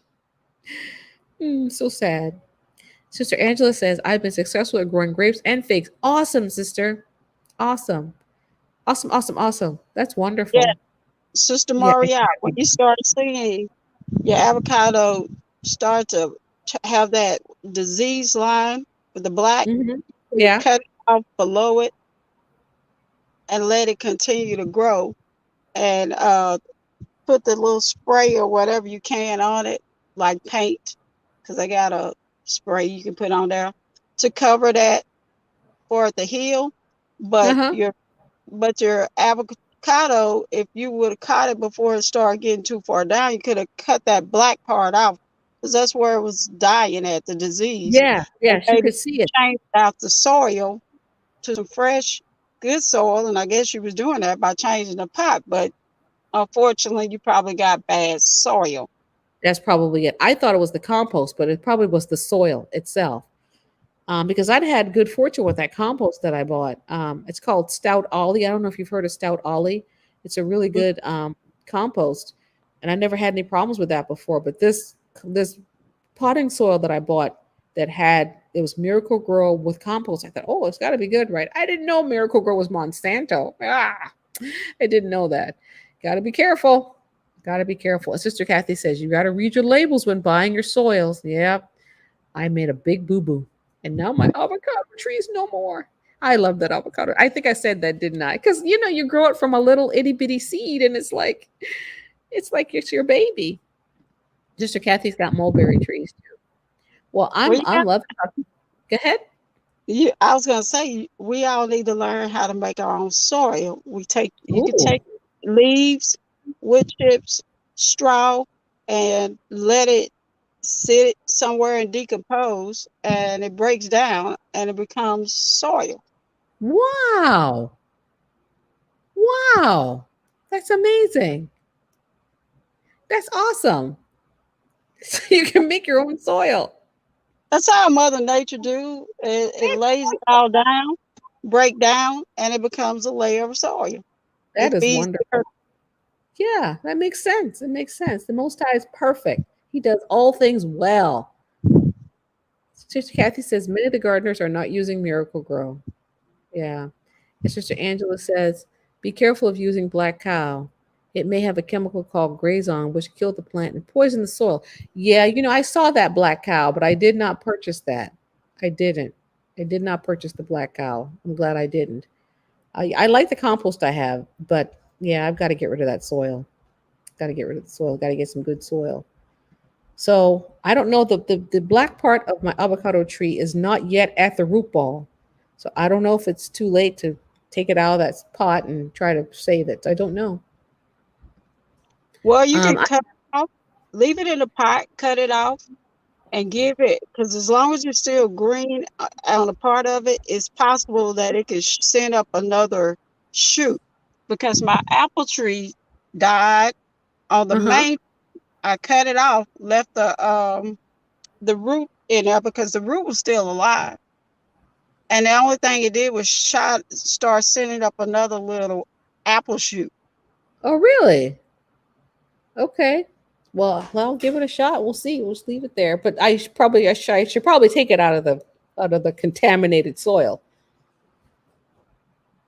Well, it could be the soil. It could be also shock. Oh, from Some things don't like to replanting. be moved. Yeah. Yeah. You know what? It could be. It could have been. Could have been. Because it had been in that pot for like the pot I took it out, it was in for 2 years, going on almost 2 years, and I moved it to a bigger pot. So it's very possible it could have been shock. It's Yeah, possible. Well, yeah. I loved it. And whatever happens, I'm okay with it. I accept it. I accept it. So, um, but oh, it's buffering. It's buffering. Somebody says it's buffering really bad. I'm sorry. Yeah, we're probably gonna go ahead and just sign off because people, the powers that be, are like, that's enough. So I'm probably going to um make this. I think I might make this video private. I'm thinking about it because I'm thinking this it triggers some things. So I don't know if I'm going to let this go up. I may just make it private, and then send out copies of it if people want it. So I'll think about that, but I'm probably not going to let it go live, just because I don't want to bring any trouble to myself. Dwell77 says I tried the homemade compost a few years ago, Sister Alicia, and it was able to grow several cantaloupes.